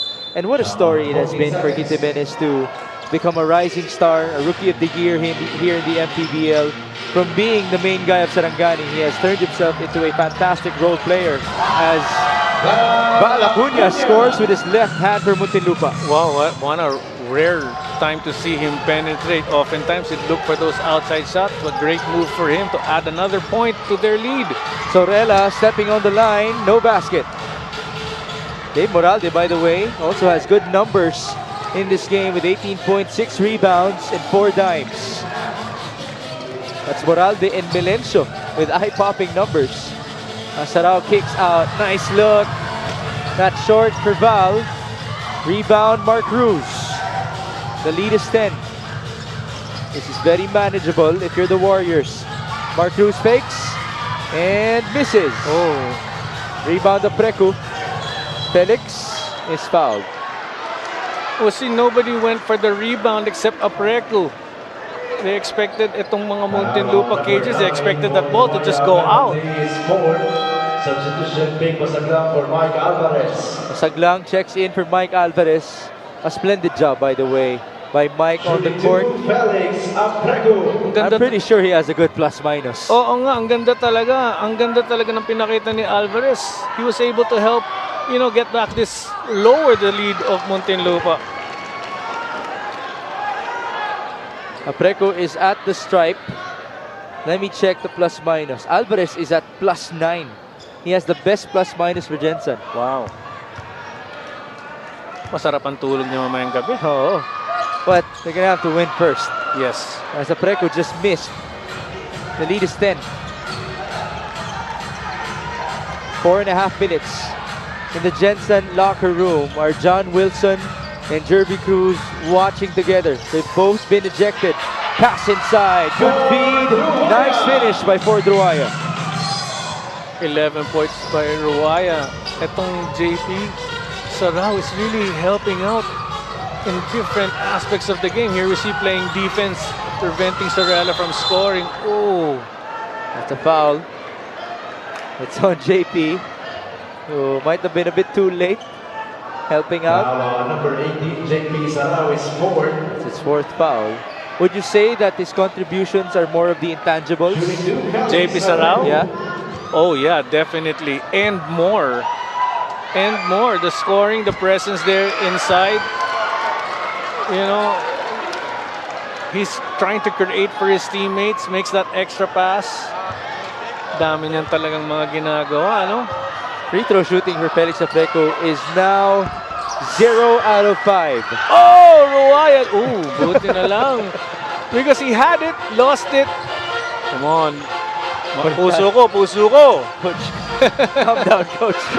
I hope kasi you're gonna be okay. No, kasi nakakatuwa. I really enjoy the games. Dito lang sa Mpbl, mapapasigaw ka talaga. Oh, tingnan yung mga highlights no, during the last night and your mga game ng coverages. Yeah. Grabe. Well, welcome back, Coach JD. We're very happy to have you on board again.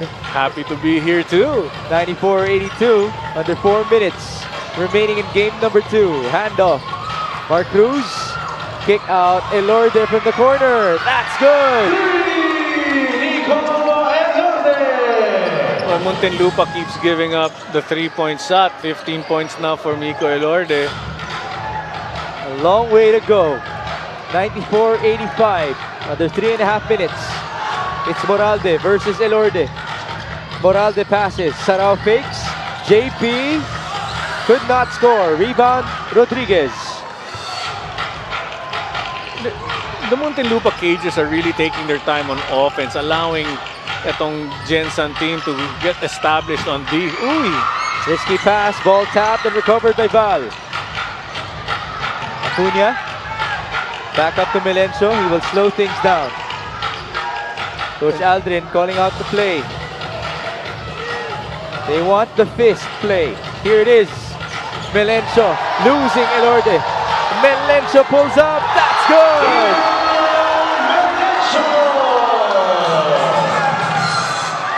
14 points, 11 rebounds, and 8 assists for Ian Melencio, but Mark Cruz just answered back. He has 16 now. 96-88, under 2.5 minutes remaining.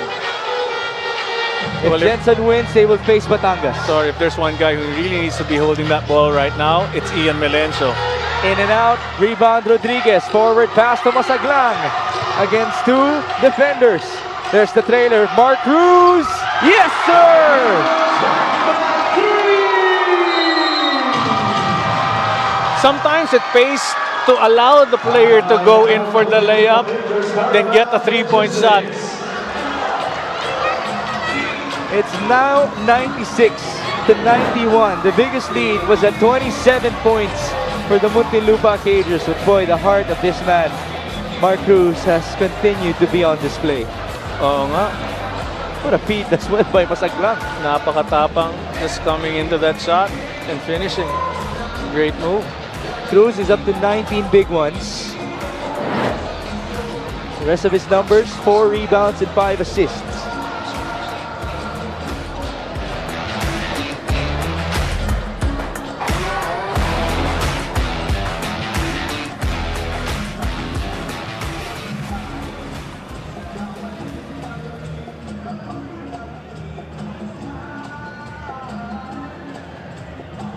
Presenting our Suzuki muscular and sporty fan of the game, just like the Avenus, do more and achieve more with the muscular and sporty scooter from Suzuki.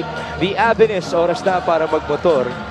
Unfortunately, that is the wife of John Wilson, who is not playing anymore. Again, Wilson can appeal his status for the next game if he can play it, but Jervy Cruz will be suspended. Yeah, that's a sad situation, but at least that gives them enough time to rest, think about what they've done. Habang itong team nila, if manalo, will go on to the next series without them. Again, Batangas waiting. Ito, makita natin Ian Melencio. Great game today. That's 11 game points. 1, Oh, so sorry, game 1. 11 points. At sinulat ko nga sa papel ko na this guy needs to step up. If you ever ask me, it's Melencio and Val Acuna. And right now, Ian Melencio has really stepped up his game. Melencio's numbers in this matchup, 14, 11, and 8. Whistle blown at the backcourt. But the referees will review the previous sequence. Oh, initially it's Muntinlupa possession. So, Masaglang, Migs, si Masaglang, ano ang contribution? You have to give him points for his effort to defend. And if he causes a turnover, wow, big play dito para sa kanyang ginawa sa paghaharas dito kay Dave Moralde. Well, this is what we have talked about. It's Masaglang's effectivity with Nico Elorde on the floor. That usually is the defensive side for you. And then you have Mark Cruz, who's a deadly shooter on the offensive end. A deadly shooter who's gotten his rhythm. Very tough to defend right now. And everything favors Gensan. Yung momentum is with them. Last 2 minutes, Muntinlupa will have possession here. 96-91. Dave Moralde will inbound. He's working with Ian Melencio, Val Acuña, Ford Ruaya, and JP Sarao. Let's see what happens. Ito yung nababanggit natin pag tayo ay nag-inbound. Oh, the tap. By Masaglang, who thought that it bounced off of Moralde. All right, here we go. Melencio needs to set himself free. There's the help. Last 2 minutes. What a day it has been to cover the South Division playoffs. The scoring in this quarter is 28-10 in favor of Gensan. Almost a steal, 7 on the shot clock. Melencio for the dagger, no good. Ball tap, and here comes Nico Elorde. Forward pass, nice seal, a sorry miss for Larry Rodriguez. Melencio recovers, he falls down, counter steal. Gensan is very much alive, Nico Elorde, no good. Rebound Ruaya, man down, no call. And here comes Dave. Melencio will slow things down. Which I am totally against. They had the numbers, they had the advantage, and they allowed Gensan to regroup. And these are the things where good decisions must be made. There you go. See the turnover? You allowed them to put in Oh! There's a foul called at the last second. And someone's bleeding. Melencio and Elorde collided. Yeah, it looks like the referee is calling a foul on Melencio. Yeah. Wow. Looks like Nico really is bleeding, as Moralde is also just getting up at this moment. It actually looked like Melencio had the possession or was closer to the ball. Okay, now this is not looking good for Gensan. They're gonna lose Nico Elorde. This is a mandatory substitution. They are already 2 men down with Jerby Cruz and John Wilson. Mike Alvarez is set to check in after being the spark plug for Gensan. There's Mitch Del Carmen, the wife of Nico.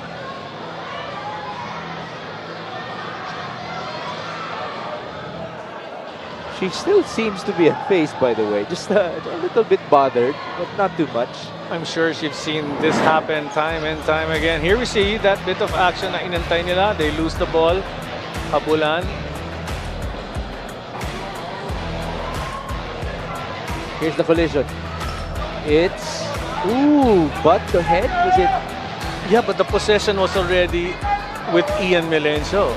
He had control of that ball if he wasn't bumped. So you're confused as to why the foul was on Melencio? Yeah, let's see it again. And the replay won't lie. Nandun na eh. Okay. So he's had, it's between his legs. Nico Elorde comes in. Well, the referees are reviewing that previous sequence to be sure. Kahit hindi mo patangan, pero nandun na sa, ano mo eh, sa space mo eh. And he wasn't able to get the ball. It's a foul on Nico Elorde. There you have it. There you go. Number 2 foul on number 4, Nico Elorde penalty. Because the possession was already there. Nico Elorde, substitution, Mark Alvarez for Nico Elorde. And so, Ian Melencio will be shooting free throws. As Elorde is on the bench, he had to be subbed out on a mandatory manner. Melencio's numbers. 14 points, 11 rebounds, 8 assists in 29 and a half minutes of play. This is after he played 33 minutes in game number 1. Alam mo, maganda kasi to be rewarded to get the ball possession sa effort ni Nico Elorde. But of course, because of the replay, and you can see established possession na nandun kay Ian Melencio, hindi nga niya tangan pero protektado na niya. He just got hit.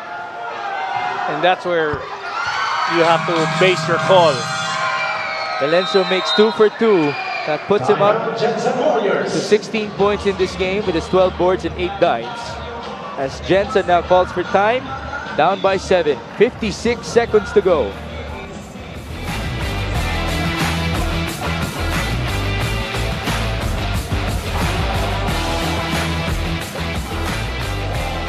Very simple, okay? 4, 5. Try to get open, okay? Pin down. Yeah, this is you, Mark. Go up, try to get the ball, okay? If you're open, shoot it. So what I'm looking for is a quick back door. Quick back door. All right? So, it's a little zipper, but stagger. Up. Try to get him the ball. Okay? Once he passes it, this bottom guy, back pick. Quick 2. If not, it's okay. If not, it's okay. Stay there. I want this big, which is you, Larry.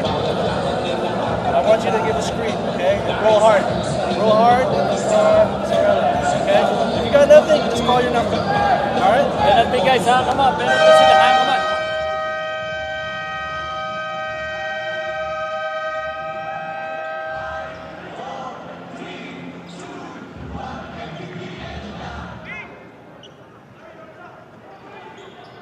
We're back inside the Strike Gym in Bacoor, Cavite for Gensan and Muntinlupa's game number 2 in the South Division quarterfinals. Batangas is already waiting in the semifinals after defeating Imus earlier tonight. We have 56 seconds to go. Gensan is still fighting for a chance to win this game. Sideline inbound for Ping Masaglang. He works with Larry Rodriguez, Nicole Sorella, Mark Cruz, and Mike Alvarez. Here's Mark Cruz. He fires. He got fouled. 3 free throws for the Ant-Man. You should have seen Coach Aldrin Morante just walk away. I mean, it's bad enough you allowed the 3 to happen because Roaya was really sagging all the way down. What's worse is you foul him and give Cruz a chance to get his 3 points from the line.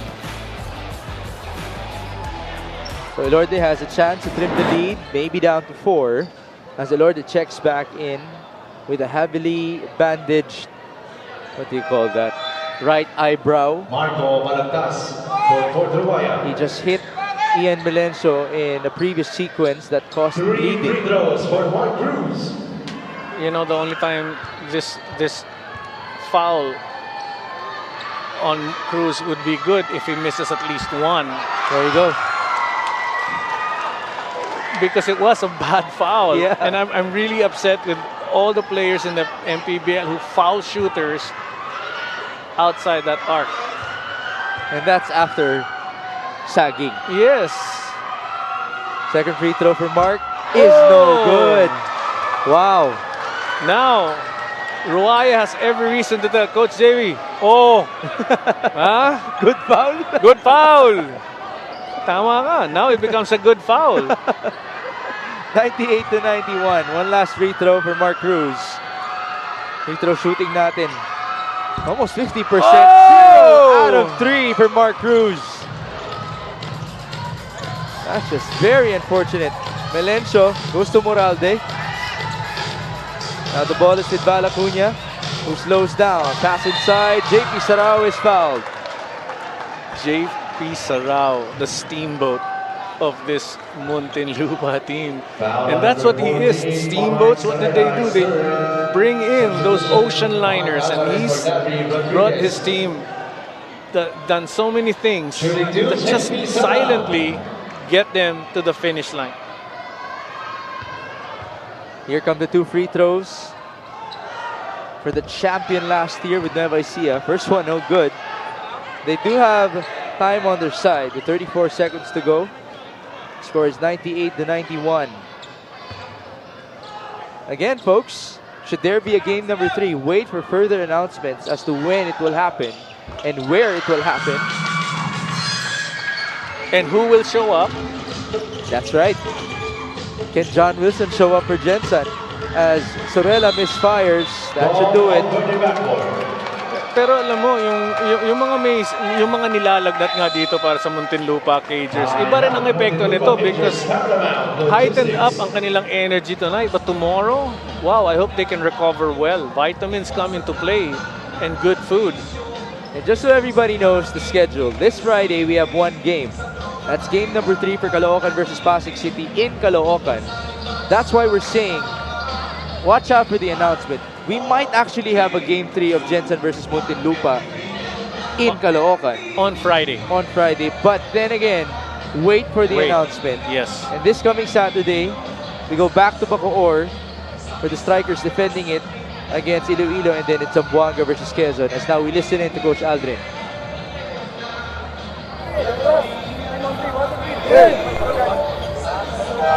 Team lang, team. Oh, yun na nga eh. Nothing quotable there.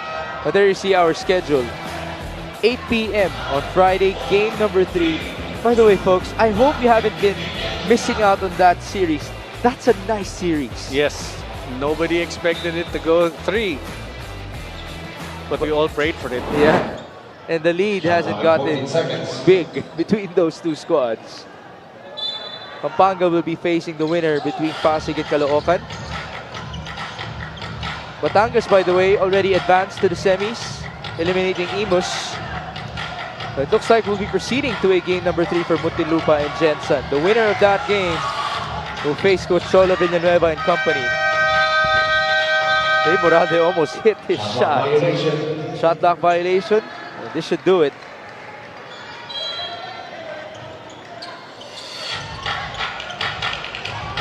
How about the Warriors, though? Fighting hard here in the fourth quarter.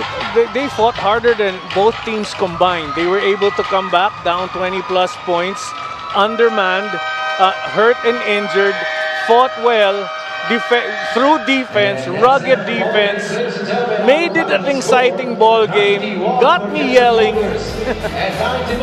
I have to check my blood pressure tomorrow. I think you're fine. It's all good and fun. As it is an 8-point win for Muntinlupa against Gensan, 99-91. The biggest lead was at 27 in this game. That's why we do commend Gensan for pulling off a good comeback in the fourth quarter. No Jervy Cruz for them in the next game. As for John Wilson's status, that will be determined. Hopefully, the players who are sick will be able to recover. Hopefully, that cut as well of Nico Elorde will be healed by that time. Hats off to Nico Elorde and Cruz. Yeah, Mike Alvarez. Yes. Ting Masaglang. All these players who made this, turned this into an exciting ball game. Hats off to you guys, Coach Rich and everybody else doon sa Gensan team.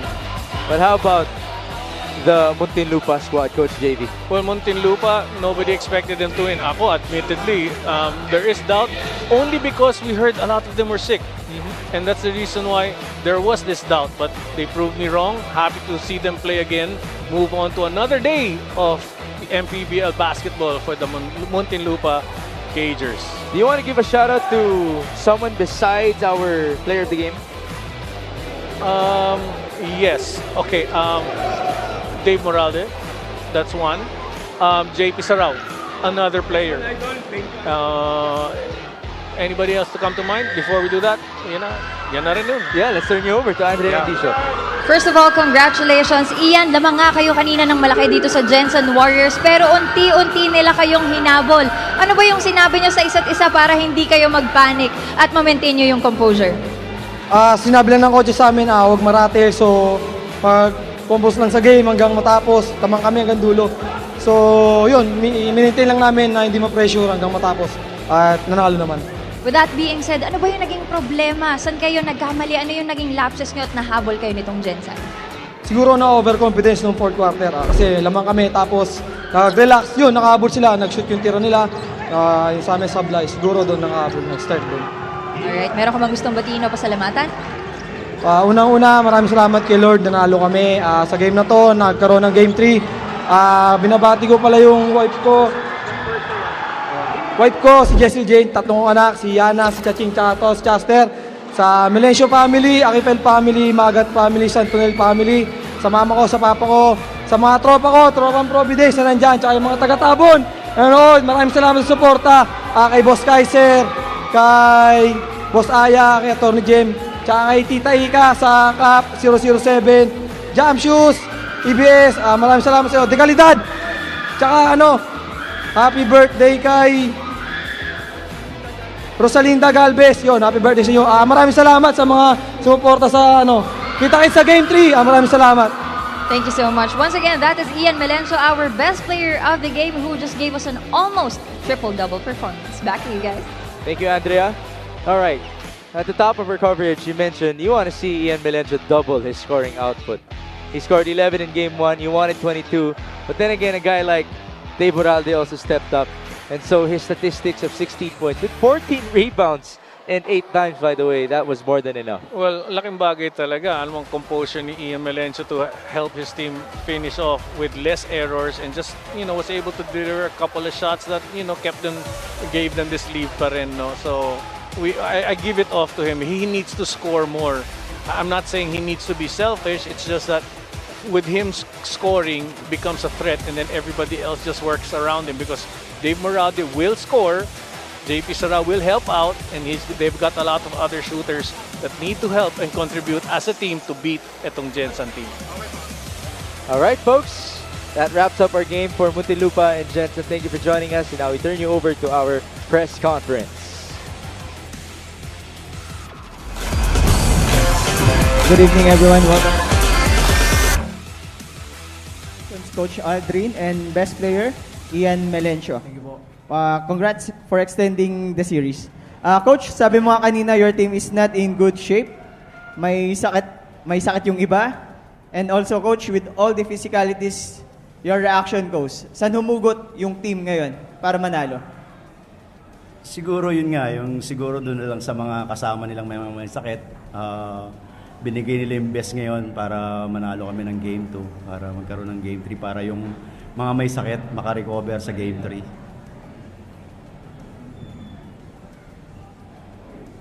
Congratulations, Coach. So, end of the third quarter, Coach, lamang kayo ng 23 points.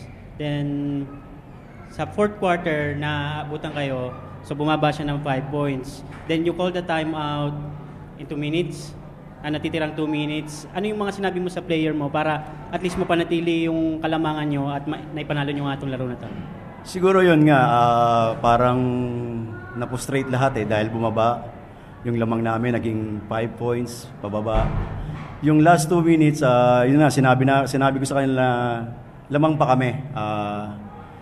I-run lang uli namin yung play namin kasi parang yung moral nga, parang nagsisisiyan nung dumating yung punto na naging 6 or 5. Yun lang, sinabi ko sa kanila, i-run lang natin dahil lamang pa kami, compose lang uli. Yun naman, nag-respond naman sila nung sinabihan ko ng... Ian, nag-step up ka sa gabing ito, and then, gaano ba kahirap sa'yo na makalaban ang isang veteranong team gaya ng Gensan? Sobrang hirap kasi mas mataas na yung narating nila kaysa sa akin. Sinusunod ko lang yung payo ng mga coach, tapos nagtutulungan lang kami magkakampi para magawa namin yung sistema, mag-stick kami hanggang endgame at makuha namin yung panalo. Coach, looking forward for Game 3, ano yung kailangan nyong gawin para makuha nyo yung isa pang panalo and then para maka-advance kayo sa semis? Same lang. Yung pa rin, yung priority namin talaga yung defense Doon kami talaga mabubuhay Yun lang naman talaga yung pinaka the best na panlaban namin sa Gensan, yung defense namin. Kasi doon tumatakbo yung lahat Nakaka-offense kami. Kanina, ganun nangyayari. Nagsimula kami sa defense, tapos yung offense namin dumating. Kaya, yun pa rin, defense pa rin. Yung number 1 na namin sa Gensan.